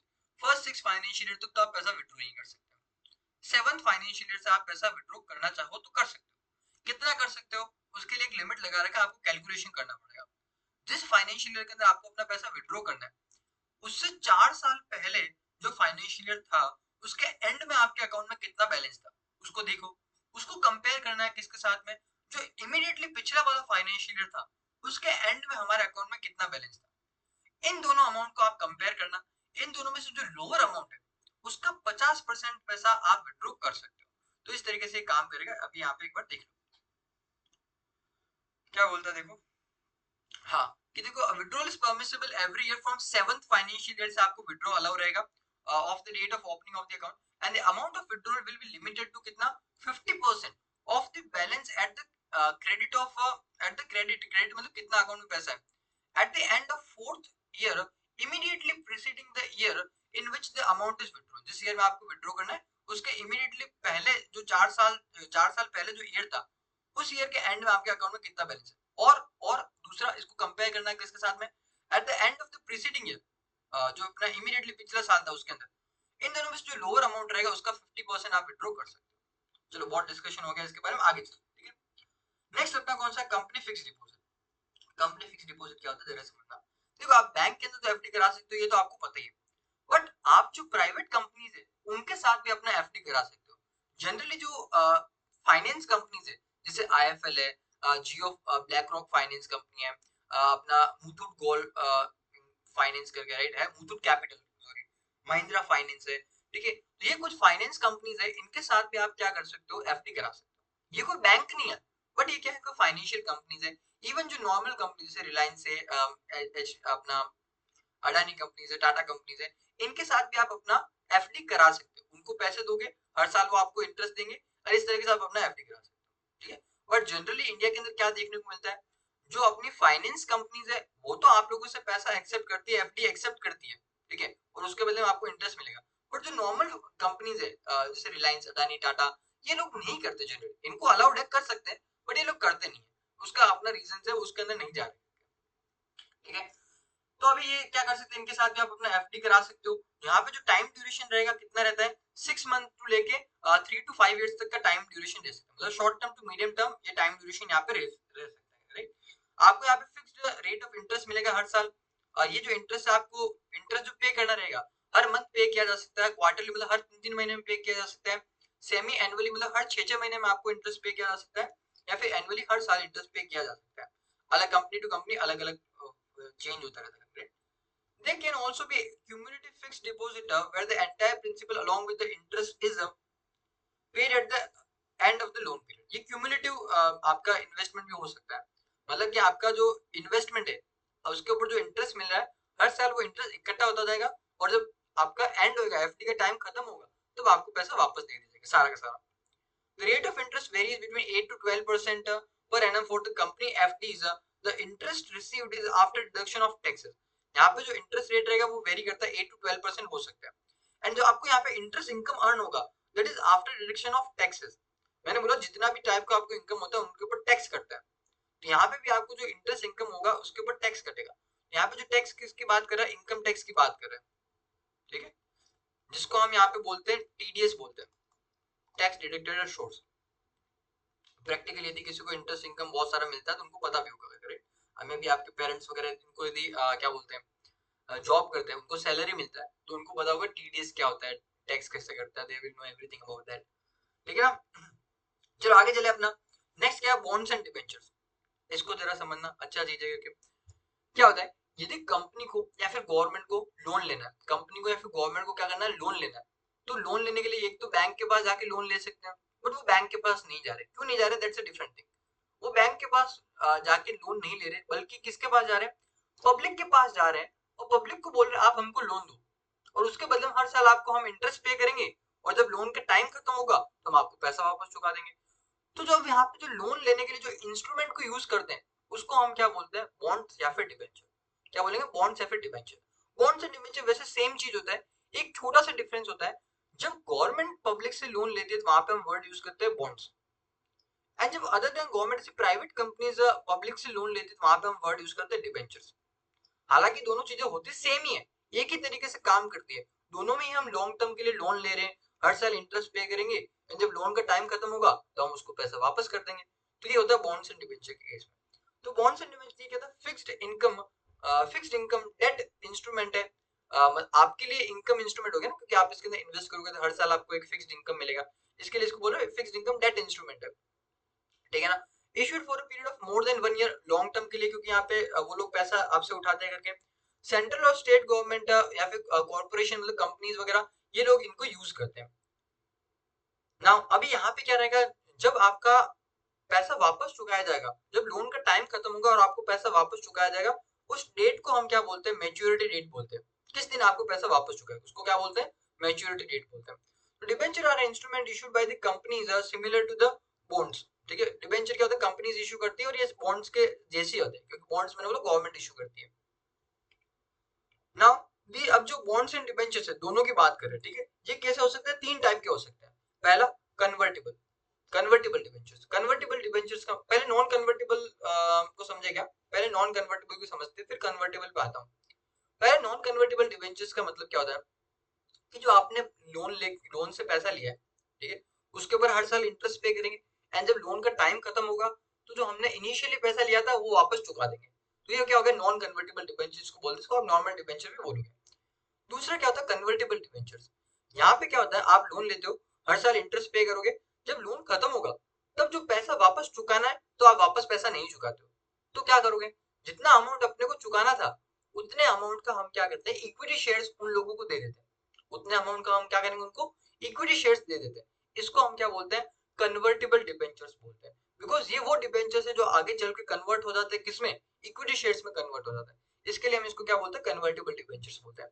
एक चीज और ध्यान रखना, जहां पे भी आपको कन्वर्टेबल वर्ड देखने को मिले, चाहे कन्वर्टेबल डिबेंचर हो, चाहे आगे चल के हम देखेंगे कन्वर्टेबल प्रेफरेंस शेयर्स हो या फिर कन्वर्टेबल बॉन्ड्स हो गए, राइट, कहीं पे भी तुमको कन्वर्टेबल वर्ड दिखे तो आपके माइंड में एक चीज आना चाहिए कि ये आगे चल के कन्वर्ट होंगे किसमें, इक्विटी शेयर्स के अंदर। तो कन्वर्टेबल डिबेंचर्स क्लियर है। फिर नॉन कन्वर्टेबल डिबेंचर्स ये भी क्लियर है।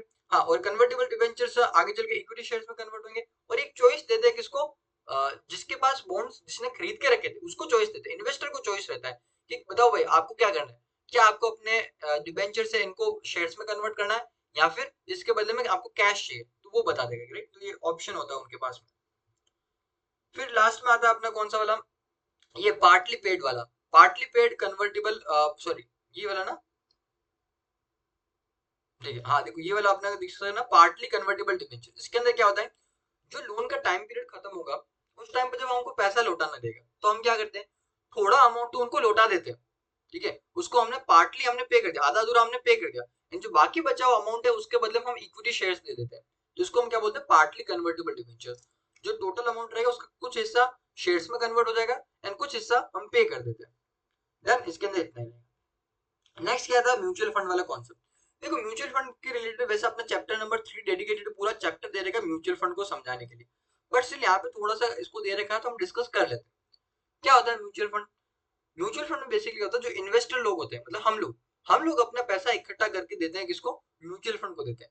म्यूचुअल फंड क्या करती है, हमारा पैसा आगे इन्वेस्ट करती है, कहाँ पे, शेयर्स के अंदर, बॉन्ड्स के अंदर, डिवेंचर्स के अंदर, इन सब के अंदर इन्वेस्ट करती है, और इससे जो रिटर्न मिलता है वो हमको अपने को दे देती है, और ये अपने इतना सारा काम करने के लिए वो अपना एक छोटा सा कमीशन चार्ज करती है, ठीक है ना। इस तरीके से म्यूचुअल फंड काम करता है, हम हमसे पैसा कलेक्ट करेगी, हमारा पैसा आगे इन्वेस्ट करेगी, जो भी रिटर्न मिलेगा वो हमको दे देगी, और उसके बदले में एक छोटा सा कमीशन चार्ज करती है। This is how mutual funds work करते हैं, राइट। चलो नाउ, तो म्यूचुअल फंड क्या रहेगा, ये एक इन्वेस्टमेंट कंपनी जो हमारा पैसा आगे चल के इन्वेस्ट करती है, राइट। पैसा कहाँ पे इन्वेस्ट करेंगे, शेयर्स, बॉन्ड्स, डिबेंचर, इन सब चीजों में इन्वेस्ट करते हैं। फिर क्या रहता है करके, म्यूचुअल फंड के अंदर जनरली कौन लोग हैं जो इन्वेस्ट करते हैं, वो लोग म्यूचुअल फंड में इन्वेस्ट करते हैं जिनको या तो डायरेक्टली शेयर मार्केट में कैसे इन्वेस्ट करें उसका नॉलेज नहीं है, या फिर उनके पास टाइम नहीं है। वो लोग क्या करते हैं, म्यूचुअल फंड को यूज करते हैं अपना पैसा इन्वेस्ट करने के लिए, ठीक है ना। तो वो लोग इन्वेस्ट करते हैं जिनके पास क्या टाइम नहीं है और नॉलेज कांस्टेंट, कांस्टेंट मतलब कोई कमी है, कुछ प्रॉब्लम है, राइट, या तो नॉलेज की प्रॉब्लम है या फिर टाइम की प्रॉब्लम है, तो वो लोग म्यूचुअल फंड को यूज करते हैं। यहाँ पे आपको बेनिफिट क्या मिलता है, प्रोफेशनल मनी मैनेजमेंट, क्योंकि म्यूचुअल फंड के अंदर जो आपका पैसा मैनेज करते हैं वो क्या होता है, बहुत पढ़े लिखे लोग होते हैं, अपना फाइनेंस की उनकी बहुत अच्छी नॉलेज होती है। Generally these are the people who are like chartered accountants या फिर सीएफए वगैरह कर रखा होता है, एमबीए कर रखा होता है, और वो आपके पैसे को मैनेज करता है। देन ना, आप थोड़ा पैसा भी क्या कर सकते हो, इन्वेस्ट कर सकते हो, डाइवर्सिफिकेशन का बेनिफिट मिलता है, आपका पैसा मतलब अलग अलग जगह पे इन्वेस्ट हो जाता है, ये इसको बेनिफिट मिलता है। जब आप म्यूचुअल फंड में इन्वेस्ट करते हो तो उसके बदले में म्यूचुअल फंड वाले आपको क्या करते हैं, म्यूचुअल फंड यूनिट्स देते हैं। क्या करेंगे, म्यूचुअल फंड यूनिट्स देंगे, और एक यूनिट का जो वैल्यू रहता है, एक यूनिट का जो वैल्यू रहेगा उसको हम बोलते हैं क्या, नेट एसेट वैल्यू बोलते हैं, एनएवी बोलते हैं शॉर्ट के अंदर, राइट। म्यूचुअल फंड में इन्वेस्ट किया तो म्यूचुअल फंड वाले मेरे को क्या देंगे, म्यूचुअल फंड यूनिट्स देंगे। एक यूनिट का जो वैल्यू रहेगा उसको क्या बोलते हैं, नेट एसेट्स वैल्यू बोलते हैं, करना। चलो, which is determine eight the end of each trading session, and जो नेट एसेट वैल्यू होता है, हर एक यूनिट का जो वैल्यू रहेगा वो हर डे डिसाइड किया जाता है, हर डे कैलकुलेट करेंगे और आपको बताया जाएगा कि आप आज आपके इसका वैल्यू कितना है। ना एनएवी कैलकुलेट कैसे करते हैं, देखो अगेन ये वो टॉपिक है जो एकदम ही गलत दे रखा है, इसके लिए मैं थोड़ा यहाँ पे आपको फैक्ट चेक करके बताना चाहूंगा, राइट। बाकी फैक्ट चेक हम नहीं कर रहे इस वीडियो के अंदर, बट स्टिल यहाँ पे मैं करना चाहूंगा। देखो पहले तो ये क्या बोलता है ये जरा समझो कि एनएवी कैलकुलेट कैसे करते हैं, अपने बुक के हिसाब से, आपको तो बुक को ही फॉलो करना है ऑफकोर्स, कि जितने भी शेयर्स है उनका वैल्यू क्या है, शेयर्स वैल्यू, मतलब इसका मतलब क्या है, म्यूचुअल फंड वालों ने आपका पैसा लेके आगे शेयर्स वगैरह में इन्वेस्ट किया होगा, तो जहां जहां पे इन्होंने इन्वेस्ट किया उन शेयर्स का वैल्यू कितना है, ठीक है। उसमें से आपको क्या करना है, जो म्यूचुअल फंड वालों को खर्चे हुए, जो म्यूचुअल फंड वालों को एक्सपेंसेस हुए, एक्सपेंस मतलब खर्चे, उनको हटा दो और इसको डिवाइड कर दो किससे, number of mutual fund units, total कितने म्यूचुअल फंड यूनिट्स है उससे डिवाइड कर दो, तो अपने को क्या मिलता है, नेट एसेट वैल्यू मिल जाएगा, एक यूनिट का कीमत कितना है वो अपने को मिल जाएगा। एक्चुअल में इस तरीके से काम नहीं करता, थोड़ा अलग तरीके से काम करता है, वो भी मैं नहीं बता रहा, वो म्यूचुअल फंड आएगा तभी बताऊंगा, अभी बताऊंगा तो आप कंफ्यूज हो गए। तो अभी के लिए सिंपल चाहो तो ये वाला फॉर्मूला याद रख लेना, दैट्स इनफ फॉर यू, नहीं बिकॉज अपने को अल्टीमेटली जो बुक में लिखा है वही फॉलो करना है, क्योंकि इसके बेसिस पे तुमको मार्क्स मिलने वाले हैं। आगे चले इसके अंदर, डन ना। चलो इसके अंदर इतना ही था। हाँ, इसके अंदर एक चीज ध्यान रखना, म्यूचुअल फंड के अंदर क्या होता है, अलग अलग कैटेगरीज के म्यूचुअल फंड देखने को मिलते हैं। एक वो म्यूचुअल फंड होते हैं जो शेयर्स के अंदर इन्वेस्ट करते हैं। एक वो म्यूचुअल फंड होते हैं जो कि बॉन्ड्स डिबेंचर के अंदर इन्वेस्ट करते हैं। एक म्यूचुअल फंड होते हैं जो कि मनी मार्केट के अंदर इन्वेस्ट करते हैं, मतलब शॉर्ट टर्म डेट इंस्ट्रूमेंट के अंदर इन्वेस्ट करते हैं। तो ये हो गया मनी मार्केट म्यूचुअल फंड, जो कि हमने आगे भी डिस्कस किया था शॉर्ट टर्म ऑप्शंस के अंदर, है ना। चलो फिर अपना लास्ट एक लॉन्ग टर्म जो अपना फाइनेंशियल जो एसेट्स हम डिस्कस कर रहे हैं, उस फाइनेंशियल एसेट्स में लास्ट वाला कौन सा है, लाइफ इंश्योरेंस पॉलिसी। ये भी आपका क्या हो सकता है, एक इन्वेस्टमेंट की तरह काम कर सकता है। कैसे काम करेंगे जरा समझना। इसके अंदर अपने को क्या टोटल 3-4 पॉलिसीज दे रखा है। पहला पॉलिसी दे रखा है टर्म लाइफ पॉलिसी, जिसके अंदर क्या रहता है, हम म्यूचुअल फंड वालों को, सॉरी, हम इंश्योरेंस कंपनी को पैसा देते हैं, वो अपना क्या करेगा, लाइफ को सिक्योर करता है। ठीक है, मतलब कि एक सर्टेन एज तक, let's at the age of 60, यदि 60 इयर्स तक से पहले आपका क्या हो जाता है, डेथ हो जाता है, तो आपकी फैमिली को क्या करेंगे, ये बहुत सारा पैसा देंगे, राइट। अपना इंश्योरेंस पॉलिसी काम कैसे करता है, सिंपल तरीका होता है, आपने पॉलिसी खरीदा, अब आप क्या करोगे, हर साल उसको इंश्योरेंस प्रीमियम पे करते हो। ठीक है, हर साल उसको इंश्योरेंस प्रीमियम पे करते हो, जो कि बहुत बड़ा अमाउंट नहीं होता, छोटा छोटा अमाउंट ही होता है, राइट। हर साल आप पे करोगे, एंड यदि आपका डेथ हो जाता है एक सर्टेन एज से पहले, यदि आपका डेथ हो जाता है, तो एक बहुत सारा पैसा आपकी फैमिली को दिया जाएगा। इस तरीके से इंश्योरेंस काम करता है। तो ये जो पॉलिसी मैंने अभी डिस्कस किया पूरा, इसको बोलते हैं क्या, टर्म लाइफ पॉलिसी। ठीक है, दूसरा पॉलिसी क्या रहता है, एंडोमेंट पॉलिसी। यहाँ पे क्या रहता है, आपकी लाइफ को तो कवर किया जाता ही है, मतलब कि आप एक सर्टेन एज से पहले आपका डेथ हो गया तो आपको फैमिली को पैसा देंगे, ये तो हो गई।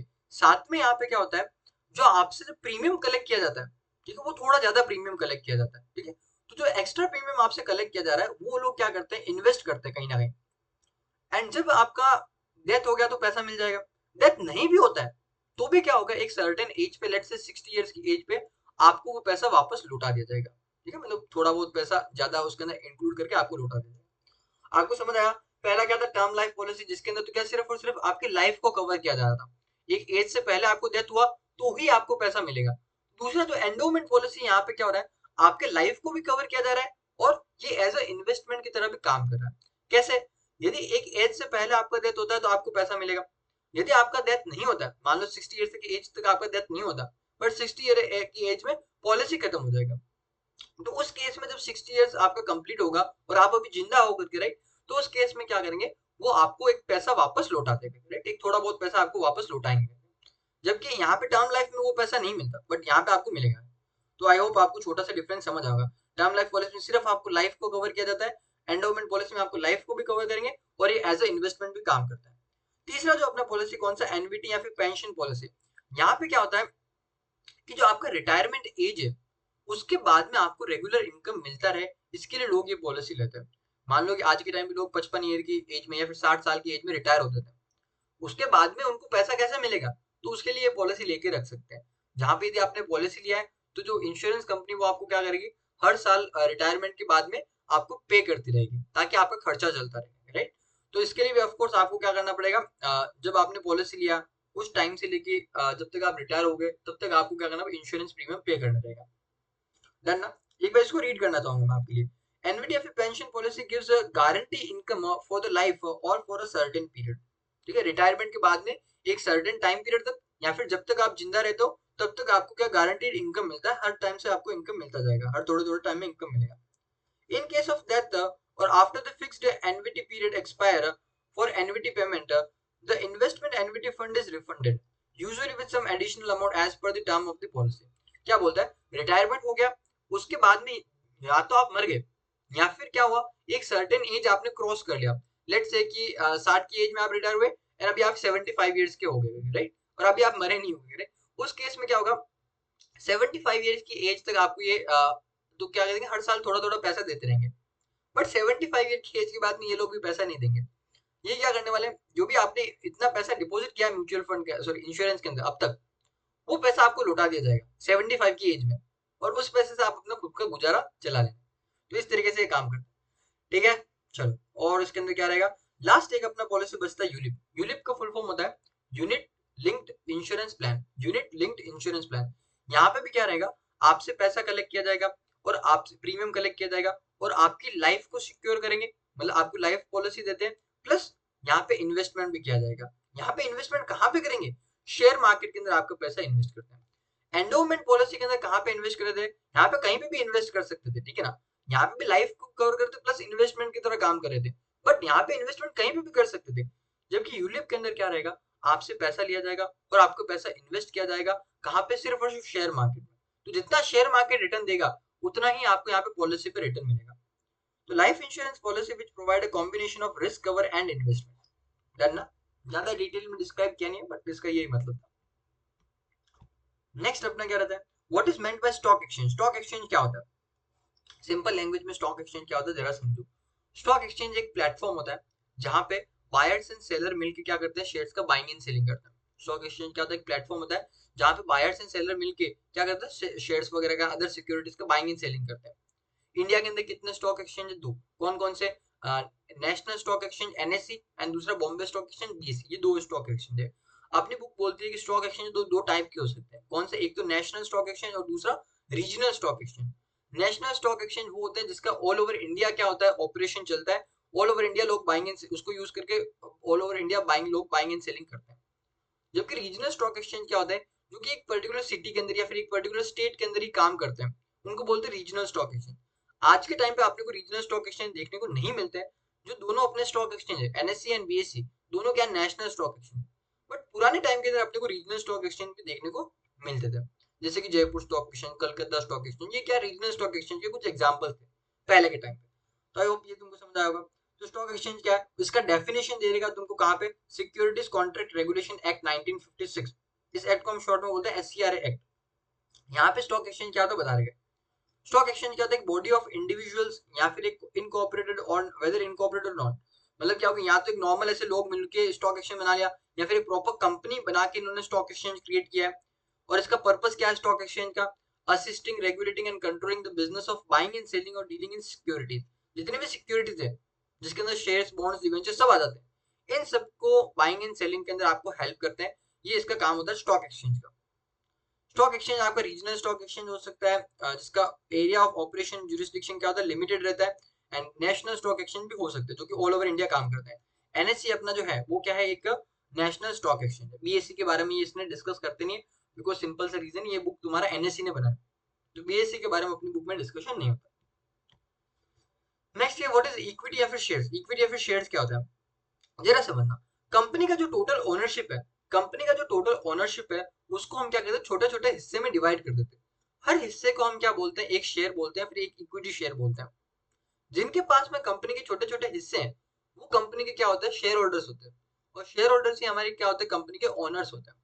वन मोर टाइम रिपीट कर देता हूँ, कंपनी का जो टोटल ओनरशिप है उसको हम छोटे छोटे हिस्से में बांट देते हैं। हर हिस्से को हम एक क्या बोलते हैं, शेयर बोलते हैं, फिर इक्विटी शेयर बोलते हैं। जिसके पास भी कंपनी का ये शेयर है, इक्विटी शेयर है, उसको हम बोलते हैं शेयर होल्डर्स, और वो अपनी कंपनी के मालिक लोग होते हैं, ओनर्स होते हैं, राइट। तो देखो, the total equity capital of the company is divided into equal units of small denomination, each is called a share. Total equity capital का मतलब क्या है, जो ओनर्स लोगों ने पैसा लगाया, जो अपने मालिक लोग हैं जिन्होंने पैसा लगाया, उनको हम छोटे छोटे हिस्से में बांट देते हैं। हर हिस्से को हम क्या बोलते हैं, एक शेयर बोलते हैं। ठीक है, जैसे मान लो कि अपना equity share capital, equity capital क्या, कैपिटल मतलब पैसा, कैपिटल वर्ड का मतलब तो पैसा। इक्विटी कैपिटल का मतलब क्या होता है, जो अपने ओनर लोगों ने, मालिक लोगों ने जो पैसा लगाया, तो टोटल इतना पैसा लगाया, इसको हमने छोटे छोटे यूनिट्स के अंदर बांट दिया। टोटल 2 करोड़ पैसा लगाया, इसको 10-10 रुपए के छोटे छोटे यूनिट्स के अंदर बांट दिया, टोटल 20 लाख यूनिट्स हो गए। हर यूनिट को हम क्या बोलने वाले, एक शेयर बोलने वाले। डन। तो इस कंपनी के टोटल अभी इक्विटी शेयर्स कितने हो गए, 20 लाख हो गए। शेयर बोलो फिर इक्विटी शेयर बोलो, सेम चीज होता है। तो टोटल इसके शेयर्स कितने हो गए, 20 लाख हो गए, ठीक है ना। और एक शेयर का वैल्यू कितना है, 10 रुपए है ना। जिसके जो होल्डर ऑफ सच शेयर्स, ये क्या रहेंगे, इनको मेंबर्स बोलते हैं, फिर ओनर्स बोलते हैं। मेंबर्स मतलब क्या होता है, मेंबर्स बोल लो, ओनर्स बोल लो, या फिर इनको एक और वर्ड यूज करते हैं, शेयर होल्डर्स। ठीक है, इनको शेयर होल्डर्स, मेंबर्स या फिर ओनर्स बोल सकते हो। और हर शेयर पे आपको क्या मिलता है, एक वोट का राइट मिलता है। हर शेयर पे आपको क्या मिलता है, एक वोट करने का राइट मिलता है। कंपनी के जो बड़े बड़े डिसीजन लिए जाते हैं वो आपको वोटिंग करके लिए जाते हैं, और हर शेयर के लिए आपको एक वोट दिया जाता है। आपके पास 100 शेयर है तो आपको 100 वोट मिलेंगे, ठीक है ना। ठीक है, तो जितना आपके पास शेयर होल्डिंग है उतना ही आप क्या बन जाओगे, कंपनी के मालिक बन जाओगे। आगे चलते हैं इसके अंदर। What is debt instrument. Debt instrument क्या होता है, लोन लेने के लिए जो इंस्ट्रूमेंट को यूज करते हैं उन्हीं को हम क्या बोलते हैं, डेट इंस्ट्रूमेंट बोलते हैं। यहाँ पे कौन कौन से इंस्ट्रूमेंट आ जाएंगे, बॉन्ड्स, डिबेंचर्स, यदि आपको लॉन्ग टर्म के लिए लोन लेना हो तो, शॉर्ट टर्म के लिए लोन लेना हो तो treasury bills, commercial paper, certificate deposit, call money, ये सब हो जाएंगे यदि आपको शॉर्ट टर्म के लिए लोन लेना। तो यहाँ पे क्या होता है, जैसे हर लोन में होता है कि आपसे लोन लिया जाएगा, हर साल इंटरेस्ट पे करेंगे, और जब लोन का टाइम खत्म होगा आपको पैसा वापस लौटा दिया जाएगा। So that instrument represent a contract whereby one party lends money to the another on a predetermined terms with regard to the rate, मतलब पहले से डिसाइड कर लेंगे। देखो क्या होता है, एक कॉन्ट्रैक्ट होता है जहाँ पे एक पार्टी दूसरे पार्टी को उधार दे रही है, ठीक है, एंड यहाँ पे जो उनके बीच में क्या होता है, कॉन्ट्रैक्ट होता है, उसके अंदर सारे टर्म्स एंड कंडीशन लिखे रहते हैं। टर्म्स एंड कंडीशन किस चीज के बारे में, इंटरेस्ट रेट क्या रहेगा, पीरियोडिसिटी ऑफ इंटरेस्ट क्या रहेगा, मतलब हर कितने कितने टाइम में इंटरेस्ट पे करेंगे, हर साल पे कर सकते हैं, हर 6 महीने में पे कर सकते हैं, हर 3 महीने में पे कर सकते हैं, रीपेमेंट ऑफ प्रिंसिपल, पैसा वापस कब चुकाओगे, मैच्योरिटी रेट बेसिकली, ये सब इसके अंदर लिखा रहेगा। अब देखो यहाँ पे ये चीज बोला है, बॉन्ड का मतलब होता है जब गवर्नमेंट इशू करती है तो वो बॉन्ड हो गया, जब other than government private organisations issue करती है तो वो डिबेंचर्स हो गया। नेक्स्ट क्या होता है, डेरिवेटिव। डेरिवेटिव्स को समझना, डेरिवेटिव देखो अपने आप में एक बहुत बड़ा चीज होता है, ग्रेट। 12th क्लास का जो अपना बुक है उसके अंदर 2 डेडिकेटेड चैप्टर्स हम पढ़ते हैं डेरिवेटिव्स के बारे में। यहाँ पे अपने को बस एक बेसिक मीनिंग बताया गया है और ज्यादा इसका कुछ नहीं है। डेरिवेटिव्स क्या होता है जरा समझो। डेरिवेटिव्स क्या होती है, ये वो प्रोडक्ट्स होते हैं या फिर वो इंस्ट्रूमेंट्स होते हैं जिनका खुद का कोई भी वैल्यू नहीं होता। ये अपना सारा का सारा वैल्यू कहाँ से डिराइव करते हैं, कहाँ से लेते हैं, किसी दूसरे एसेट से लेते हैं, किसी दूसरे अंडरलाइंग एसेट से लेते हैं। इनको हम क्या बोलते हैं, derivative. One more time, derivative का मीनिंग तुमको क्लियर होना चाहिए। क्या मीनिंग होता है, डेरिवेटिव वो प्रोडक्ट्स होते हैं या फिर कॉन्ट्रैक्ट्स होते हैं जिनका खुद का कोई वैल्यू नहीं होता। ये अपना वैल्यू डिराइव करते हैं, लेते हैं किससे, जो अंडरलाइंग एसेट है उससे अपना वैल्यू लेते हैं। अंडरलाइंग एसेट क्या हो सकता है, ये इक्विटी शेयर हो सकता है, ये इंडेक्स हो सकता है, ये कोई फॉरेन करेंसी हो सकता है जैसे डॉलर हो गया, यूरो हो गया, ये कोई करेंसी हो सकता है, कोई कमोडिटी हो सकता है। इनसे अपना क्या करता है, ये वैल्यू डिराइव करता है डेरिवेटिव्स वाला। अंडरस्टूड, एक बार देख लो। इसका डेफिनेशन याद होना चाहिए बिकॉज इसका डेफिनेशन काफी बार आ जाता है। Derivative is a product whose value is derived from value of one or more basic variables called underlying। उससे क्या होता है, इसका वैल्यू डिराइव होता है अंडरलाइंग। अंडरलाइंग क्या रहेगा, अंडरलाइंग एसेट बेसिकली क्या होता है। अंडरलाइंग एसेट में इक्विटी शेयर्स हो सकते हैं, इंडेक्स हो सकते हैं जैसे निफ्टी 50 सेंसेक्स, ये हो सकते हैं, फॉरेन एक्सचेंज हो सकते हैं, कोई भी फॉरेन करेंसी हो सकती है, कोई कमोडिटी हो सकता है जैसे क्रूड ऑयल, गोल्ड, सिल्वर, कुछ भी हो सकता है, और कोई भी अदर एसेट भी हो सकता है यहाँ पे, ठीक है। नेक्स्ट क्या होता है, डेरिवेटिव को लोग यूज क्यों करते हैं। वैसे दो रीजन होते हैं, एक होता है क्या, हेजिंग। हेजिंग का मतलब क्या होता है, खुद को रिस्क से प्रोटेक्ट करना, इसको बोलते हैं हेजिंग। डेरिवेटिव का सॉरी हेजिंग का मतलब क्या होता है, खुद को रिस्क से प्रोटेक्ट करना, उसको बोलते हैं हेजिंग। तो डेरिवेटिव दो पर्पस से यूज होता है। पहला पर्पस क्या है, हेजिंग, मतलब खुद को रिस्क से प्रोटेक्ट करना। दूसरा होता है स्पेक्यूलेशन, मतलब सट्टेबाजी करना। सट्टेबाजी वाला यहाँ पे, स्पेक्यूलेशन वाला यहाँ पे नहीं दे रखा, अपने को सिर्फ हेजिंग वाला दे रखा। तो हेजिंग का देखो जरा समझो।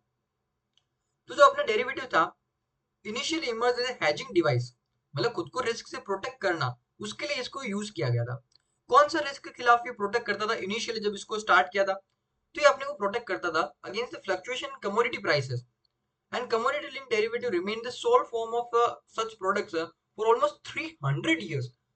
The financial derivatives came into spotlight. Financial derivative जिनको हम मेनली स्पेक्यूलेशन के लिए यूज करते हैं, they came into the picture after 1970s period due to growing instability in financial market, ठीक है ना। however since the emergence those product, मतलब फाइनेंशियल प्रोडक्ट्स की बात कर रहे हैं, फाइनेंशियल डेरिवेटिव्स की, वो बहुत ज्यादा पॉपुलर हो गए। By 1990s they accounted for 2/3 of the total transaction in derivative product, ठीक है। पहला चीज तो क्या बोलता है कि जो डेरिवेटिव प्रोडक्ट्स थे आज से 300 साल पहले ये आए थे हेजिंग पर्पस के लिए, ठीक है। हेजिंग मतलब खुद को रिस्क से बचाना। कौन सा रिस्क था उस टाइम पे, कमोडिटी की जो प्राइसेस थी, गोल्ड, सिल्वर एंड जो अदर एग्रीकल्चर कमोडिटीज थी, इनकी प्राइसेस बहुत ज्यादा फ्लक्चुएट होती थी, तो इससे बहुत ज्यादा लोगों का रिस्क होता था। उनसे बचने के लिए इनको यूज करते थे। कैसे करते थे, क्या करते थे, वो अपना सिलेबस का हिस्सा नहीं है, बस उनसे बचने के लिए इनको डेरिवेटिव्स को यूज किया जाता था। क्लियर है ना तुमको, चलो। उसके बाद में फाइनेंशियल डेरिवेटिव्स पे आ गए, और आज के टाइम पे फाइनेंशियल डेरिवेटिव क्या है, टोटल जो डेरिवेटिव ट्रांजेक्शन है उसका 2/3 हिस्सा क्या है, फाइनेंशियल डेरिवेटिव्स। फिर वापस क्या देखो, म्यूचुअल फंड वापस आया। एक तो म्यूचुअल फंड अपना वो जो डिफरेंट डिफरेंट टाइप के फाइनेंशियल इन्वेस्टमेंट्स पढ़ रहे थे उसके अंदर आ गया, एक यहाँ पे वापस आता है। तो वो वाला तुम ज्यादा याद करना क्योंकि उसके अंदर ज्यादा डिटेल्स दे रहेगा, यहाँ पे इतना डिटेल्स नहीं दे रखा। इसके अंदर एक चीज यूनिक दे रहेगा कि म्यूचुअल फंड जो भी रहेगा वो रजिस्टर्ड होता है। म्यूचुअल फंड को रेगुलेट कौन करता है, सेबी रेगुलेट करता है, ठीक है। उसके अलावा यहाँ पे इतना कुछ खास चीज नहीं दिया गया, तो वो वाला फोकस करना उसके ऊपर। जो म्यूचुअल फंड के ऊपर क्वेश्चन है उसमें से लिखना क्योंकि उसके अंदर ज्यादा डिटेल्स दे रहेगा। नेक्स्ट क्या होता है, व्हाट इज इंडेक्स। इंडेक्स क्या होता है इसको जरा समझना। इंडेक्स बहुत ही सिंपल चीज है। इंडेक्स क्या होता है, एक लिस्ट ऑफ शेयर्स होता है। क्या होता है, इंडेक्स होता है लिस्ट ऑफ शेयर्स होता है। एंड यहाँ पे जो शेयर्स रहेगा वो हम क्या करते हैं, अलग अलग इंडस्ट्री से बड़ी बड़ी कंपनीज के शेयर्स चुन चुन के लेके आते हैं और उनका एक लिस्ट बना दिया। और हम क्या करते हैं, उस पूरे लिस्ट ऑफ शेयर्स को, उस बास्केट ऑफ शेयर को हम क्या करते हैं, ट्रैक करते हैं कि ओवरऑल उन शेयर्स का क्या हो रहा है, क्या इनकी प्राइसेस बढ़ रही है या फिर इनकी प्राइसेस गिर रही है। और इसको ट्रैक करना ये क्यों करते हैं, ताकि हमको ओवरऑल मार्केट के बारे में पता चले कि शेयर मार्केट बढ़ रहा है फिर गिर रहा है, राइट। इसको इंडेक्स बोलते हैं। अगेन इंडेक्स क्या होता है, एक लिस्ट ऑफ शेयर्स होता है जो कि जो कि जिसके अंदर क्या होता है, जो कंपनीज रहेगी, जो शेयर्स रहेंगे, वो अलग अलग सेक्टर से हम चुन चुन के लेके आते हैं। बड़ी बड़ी कंपनीज का शेयर्स होते हैं जो कि पूरी इकोनॉमी को रिप्रेजेंट करते हैं, ठीक है ना। इसको ट्रैक क्यों करते हैं, इनकी प्राइसेस को ट्रैक क्यों करते हैं, ताकि हमको ये पता चले कि ओवरऑल मार्केट किस तरीके से बिहेव कर रहा है, क्या ओवरऑल मार्केट बढ़ रहा है फिर गिर रहा है। इसके लिए हमने इंडेक्स बनाया। इंडिया का अपने सबसे पॉपुलर इंडेक्स कौन सा है, एनएससी का जो इंडेक्स है उसको हम बोलते हैं निफ्टी 50, जिसके अंदर क्या 50 कंपनीज के शेयर्स है, वो भी अलग अलग सेक्टर से। 13 सेक्टर से हमने 50 कंपनीज के शेयर्स को चुन चुन के लेके आए। और एक और अपना होता है इंडेक्स, अपना सेंसेक्स, तुमने नाम सुना होगा, बहुत पॉपुलर नाम है, राइट, जिसके अंदर टॉप 30 कंपनीज के शेयर्स इंक्लूड होते हैं। सेंसेक्स जो इंडेक्स है वो किसने बनाया है, अपने जो बॉम्बे स्टॉक एक्सचेंज है उसने बनाया है। एक बार देख लेते हैं। An index shows how a specified portfolio of share prices is moving in order to give a indication of market trend. Index क्या बताता है कि जो इसके अंदर जो शेयर्स है वो किस तरीके से मूव कर रहा है, जिससे कि अपने को बताता है मार्केट ट्रेंड क्या है। Done. Now it is a basket of securities, and the average price movement of the basket of securities indicate the index movement, whether upward or downward हो सकता है। मेन इंडेक्स अपना एनएससी का main index कौन सा है, Nifty 50। Nifty 50 में क्या रहेगा, 50 कंपनीज के शेयर्स रहते हैं और ये 13 सेक्टर से चुन चुन के इन 50 कंपनीज को लेके आया गया। इनका इंडेक्स का यूज क्या होता है, यहाँ पे इसके वेराइटी ऑफ पर्पस बहुत सारे यूज होते हैं। पहला, बेंचमार्किंग फंड पोर्टफोलियोज, मतलब म्यूचुअल फंड वाले इसको इंडेक्सेस को यूज करते हैं अपनी परफॉर्मेंस को मेजर करने के लिए। इंडेक्स बेस्ड डेरिवेटिव्स, डेरिवेटिव्स के अंदर हमने देखा था कि अंडरलाइंग एसेट के ऊपर डेरिवेटिव बनता है, तो अंडरलाइंग एसेट के अंदर इंडेक्स भी यूज किया जा सकता है। फिर इंडेक्स फंड होता है कि यदि आपको इन 50 कंपनीज के अंदर पूरा इन्वेस्ट करना है तो आप इंडेक्स फंड को यूज करके इन्वेस्ट कर सकते हो। आगे चले इसके अंदर। नेक्स्ट क्या होता है, what is depository. Now give me 1 second, पहले मैं थोड़ा पानी वानी पी लेता हूँ, फिर इसको कंटिन्यू करते हैं। लग गया रे।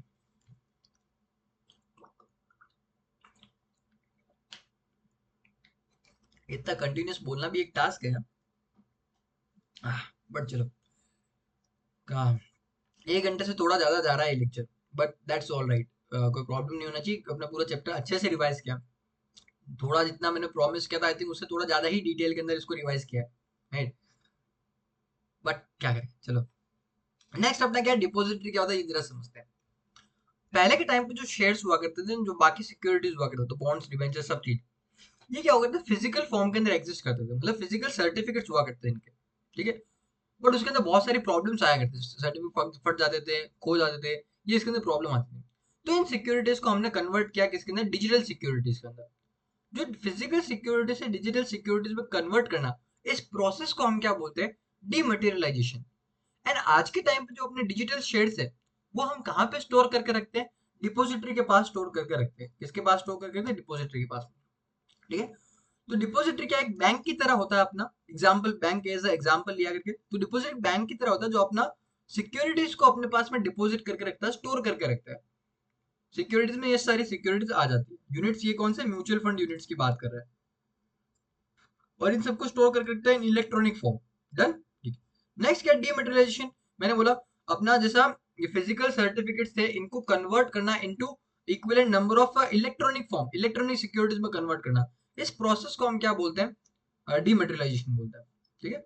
और यदि आपको डीमेटेरियलाइजेशन करना है, शेयर को फिजिकल फॉर्म से इलेक्ट्रॉनिक फॉर्म में कन्वर्ट करना है, तो वहां पे आप क्या किनको यूज करते हो, जो ये अपने डिपोजिटरी है इनके जो एजेंट्स है उनको यूज करता हूँ। और उन एजेंट्स को हम क्या बोलते हैं, डिपॉजिटरी पार्टिसिपेंट बोलते हैं। अंडरस्टूड। डिपॉजिटरी क्या करती है, अपने शेयर्स को इलेक्ट्रॉनिक फॉर्म में स्टोर करके रखती है। एंड इनके जो एजेंट्स है उनको हम क्या बोलते हैं, डिपॉजिटरी पार्टिसिपेंट बोलते हैं। डिपॉजिटरी पार्टिसिपेंट, डिपॉजिटरी के एजेंट को यूज करके हम क्या कर सकते हैं, अपने फिजिकल शेयर्स को इलेक्ट्रॉनिक शेयर्स में कन्वर्ट कर सकते हैं। इस प्रोसेस को हम क्या बोलते हैं, dematerialisation.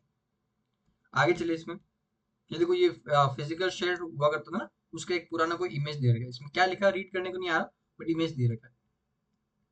The above is the image of physical share certificate. When this is a dematerialized, it will be converted into electronic form. ठीक है, और इसके अंदर कुछ नहीं। नेक्स्ट, सिक्योरिटी से क्या मतलब होता है? सिक्योरिटी का सिंपल मतलब होता है जो bonds, debentures, shares, mutual fund units, इन सबको हम कलेक्टिवली क्या बोलते हैं? सिक्योरिटीज बोलते हैं। बट इनका बहुत लंबा चौड़ा यहाँ पे डेफिनेशन दे रहेगा, बट एक बार रीड कर लेना इसको, राइट? ज्यादा इसके अंदर कुछ है नहीं, दिमाग मत लगाना, बस रीड करके आगे चले जाना। बाकी सिंपल लैंग्वेज के अंदर इसने भी आए थे कहीं ना कहीं तो बोल रखा होगा, राइट, कि बॉन्ड्स, डिबेंचर एंड अपना म्यूचुअल फंड यूनिट्स वगैरह, यही क्या है? सिक्योरिटीज। डेरिवेटिव्स वगैरह वो भी सिक्योरिटीज के तहत है ना? ये वाला तो प्लीज इग्नोर ही करना, ठीक है? ये वाला डेफिनेशन तो फिर भी एक बार देख लेना, बट यहाँ पे जो नीचे ये दे रखा है ना, ये पूरा पूरा, इसको पूरा काटना, पूरा कट कर दो इसको, कुछ काम का नहीं है। इस पे कभी कोई क्वेश्चन नहीं पूछेगा। आई डोंट थिंक कोई भी टीचर इस पे क्वेश्चन पूछना चाहेगा, क्योंकि बहुत बकवास है। आगे चलते हैं इसके अंदर। What is the function of security market? Security market का फंक्शन क्या होता है, जरा समझो। सिक्योरिटी मार्केट के दो मेन फंक्शन होता है। पहला फंक्शन क्या होता है कि जो बायर्स एंड सेलर्स है उनको आपस में मिलाना, ताकि वो आपस में क्या मिलके क्या कर सके? शेयर्स को बेच सके, खरीद सके। ये पहला फंक्शन है। क्या? बायर्स एंड सेलर्स को मिलाना, उनको एक प्लेटफॉर्म प्रोवाइड करना जिससे कि वो अपने शेयर्स का बाइंग एंड सेलिंग कर सके। Security market is a place where buyers and sellers of securities can enter into transaction to purchase and sale क्या? शेयर्स, बॉन्ड, डिबेंचर, इन सब का बाइंग एंड सेलिंग कर सके। ये पहला रोल। दूसरा रोल क्या होता है सिक्योरिटीज मार्केट का? जो इश्यूअर है, जो कंपनीज है, गवर्नमेंट है, जिनको पैसों की नीड है, और जो इन्वेस्टर है जिनके पास एक्स्ट्रा पैसा है, इन दोनों को मिलाने का काम करता है कौन? Security market, right? एक प्लेटफॉर्म प्रोवाइड करके। तो इसका दूसरा काम होता है। Further it performs an important role enabling corporate entrepreneurs to raise resources, मतलब money, for their companies and business venture through public issue. Transfer of resources from those having idle resources investor, हमारे पास फालतू पैसे पड़े हैं, savings पड़ा है, उन लोगों को दे दो। ये इसका काम कौन करता है? ये सिक्योरिटी मार्केट इसमें हेल्प करता है, ठीक है? और इसके अंदर कुछ है क्या? डन। और इसमें कुछ नहीं ना। सिक्योरिटीज क्या क्या है जिसके अंदर आप इन्वेस्ट कर सकते हो? ये सारे सिक्योरिटीज के एग्जांपल दे रहे, आपको ऑलरेडी अभी डिस्कस कर चुका, आपको पता है, इन सब में आप इन्वेस्ट कर सकते हो। नेक्स्ट क्या है? रेगुलेटर के बारे में बता रहा। रेगुलेटर कौन होता है, क्या करता है, ये जरा समझना। अपना जो शेयर मार्केट है पूरा पूरा, ये क्या होता है? रेगुलेटेड है। इसके अंदर मतलब रेगुलेटेड का मतलब क्या है? यहाँ पे जो सारी चीजें होती है वो रूल्स एंड रेगुलेशन के हिसाब से होती है। ये कोई मन मर्जी से यहाँ पे चीजें नहीं होती है, सारे प्रॉपर रूल्स बने हुए हैं, उसके हिसाब से यहाँ पे चीजें होगी। रूल्स बनाता कौन है? जो रूल्स बनाता है उसको हम बोलते हैं रेगुलेटर। सिक्योरिटी मार्केट के अंदर सबसे इंपॉर्टेंट, सबसे मेन रेगुलेटर कौन है? जिसका नाम है SEBI, securities exchange board of India. इसका ये क्या अपना सबसे मेन रेगुलेटर जो कि रूल्स वगैरह बनाने का काम करता है। सेबी अपना क्या हो गया? सबसे मेन रेगुलेटर हो गया। इसके अलावा भी कुछ रेगुलेटर है, जैसे कि अपना department of economic affairs, department of company affairs, RBI, ये लोग भी क्या करते हैं? थोड़े बहुत रूल्स एंड रेगुलेशन बनाते हैं, बट सबसे मेन कौन रहेगा? सेबी रहेगा, ठीक है ना? डन। तो ये हो गया, ये करते क्या है, सबसे मेन रेगुलेटर कौन है, समझ आ गया। अब सेबी को थोड़ा डिस्कस करते हैं, बिकॉज मैंने बोला सेबी सबसे मेन रेगुलेटर, तो उसको थोड़ा डिस्कस करते हैं। सेबी को हमने एस्टेब्लिश कभी किया? 1992 के अंदर सेबी ये जो है एंटिटी बना, एक एक्ट बनाया गया, सेपरेट एक्ट बनाया, गवर्नमेंट ने एक एक्ट बनाया जिसका नाम रखा सेबी एक्ट 1992। उसके थ्रू सेबी को एस्टेब्लिश किया। सेबी के यहाँ पे क्या तीन मेन स्टैट्यूटरी पावर्स है, यहाँ पे देखो लिखा है स्टैट्यूटरी पावर्स है। स्टैट्यूटरी पावर्स का मतलब लीगल पावर्स, लिखा है यहाँ पे स्टैट्यूटरी पावर्स, बट इसको तुम इस तरीके से भी समझ सकते हो कि सेबी के तीन मेन स्टैट्यूटरी पावर्स हैं, या फिर सेबी के तीन रूल्स हैं, या फिर सेबी के तीन ऑब्जेक्टिव्स है। क्या वो है? तीन चीज। पहला, protecting the interest of investors in securities, investors के इंटरेस्ट को प्रोटेक्ट करना। दूसरा, promoting the development of securities market, जो अपना सिक्योरिटीज मार्केट है उसको डेवलपमेंट करना, उसके अंदर नई नई टेक्नोलॉजी लेके आना। तीसरा, रेगुलेटिंग द सिक्योरिटी मार्केट, जो सिक्योरिटी मार्केट उसको रेगुलेट करना, मतलब रूल्स एंड रेगुलेशन बनाना। ये इसके मेन क्या हो गया? तीन स्टैट्यूटरी पावर्स हो गया, राइट? इंपॉर्टेंट है, इस पे इजीली क्वेश्चन बनता है। आगे चले इसके अंदर। डन। ये देखो अगेन, देखो यहाँ पे क्या बोला, it has powers for, SEBI की ये पावर्स भी है करके। क्या पावर्स है? कि भैया जो अपना regulating the business in stock exchange and any other security markets, जो स्टॉक एक्सचेंज है, other security market for commodities, forex, foreign currency वगैरह, इन सबको रेगुलेट करने का काम होता है। फिर जो अपना जो स्टॉक ब्रोकर्स है एंड जो सब ब्रोकर्स होते हैं, सब ब्रोकर्स कौन होते हैं? जो अपने स्टॉक ब्रोकर्स है उनके एजेंट्स होते हैं, ठीक है? स्टॉक ब्रोकर्स क्या रहेंगे? कुछ नाम आपने सुने होंगे, जैसे angel one, Zerodha, grow, Upstox. ये क्या है? कुछ पॉपुलर ब्रोकर्स के नेम है। इनके जो एजेंट्स होते हैं इनको सब ब्रोकर्स बोलते हैं। तो इन दोनों को कौन रेगुलेट करता है? सेबी। फिर promoting and regulating self regulatory organisation. Self regulatory organisation कौन सी ऑर्गेनाइजेशन होती है? जो खुद के लिए खुद ही रूल बनाती है। जैसे कि अपना एनएससी, बीएससी, ये क्या है, सेल्फ रेगुलेटरी ऑर्गेनाइजेशन है। एमसीएक्स अपना ये multi commodity exchange, association of mutual fund industry, ये सब क्या सेल्फ रेगुलेटिंग ऑर्गेनाइजेशन है जो खुद के लिए रूल्स बनाती है। तो इनको भी रेगुलेट करने का काम एंड प्रमोट करने का काम सेबी का ही होता है। फिर prohibiting fraudulent and unfair trade practices, कोई फ्रॉड नहीं करे, ऐसे गलत प्रैक्टिसेस नहीं करे, ये काम भी किसका होता है, सेबी का होता है। Next, calling for information from, देखो सेबी जब चाहे तब क्या कर सकती है, किसी भी इंसान से, ये इतने सारे नाम दे रखे ना, इन सब लोगों से क्या कर सकती है, इंफॉर्मेशन मांग सकती है, इनके अकाउंट्स मांग सकती है, इनकी ऑडिट वगैरह करा सकती है, इंक्वायरी करा सकती है। ये सारे पावर्स किसके पास होते हैं, सेबी के पास में। नेक्स्ट क्या होता है, who are the participants in security market में, पार्टिसिपेंट्स कौन है, तीन मेन पार्टिसिपेंट्स है। पहला जो इन्वेस्टर्स लोग, जो कि हम लोग होते हैं। दूसरा इश्यूअर ऑफ सिक्योरिटी, जो कि सिक्योरिटीज इश्यू करते हैं, जिनको पैसों की नीड होती है। एंड तीसरा कौन होता है, इंटरमीडिएटरी, ये मिडिल मैन की तरह होते हैं, जो हम दोनों को मिलाने का काम करते हैं। कुछ यहाँ पे इसके एग्जाम्पल देंगे। मर्चेंट बैंकर्स, ठीक है, तो इन्वेस्टमेंट बैंकर्स जो कि आईपीओ वगैरह के केस में होते हैं। और ब्रोकर्स तुम लोग जानते हो। फिर is it necessary to transact through intermediary, मतलब किसी ब्रोकर वगैरह के थ्रू ही ट्रांजेक्शन करना जरूरी है क्या? यस, बिल्कुल, absolutely it is necessary. This is mandatory as per SCRA act, SCRA securities contract regulation act, उसके अकॉर्डिंग ये मैंडेटरी है कि आपको इंटरमीडिएटरी के थ्रू ही ट्रांजेक्शन करना पड़ेगा, ये मैंडेटरी है।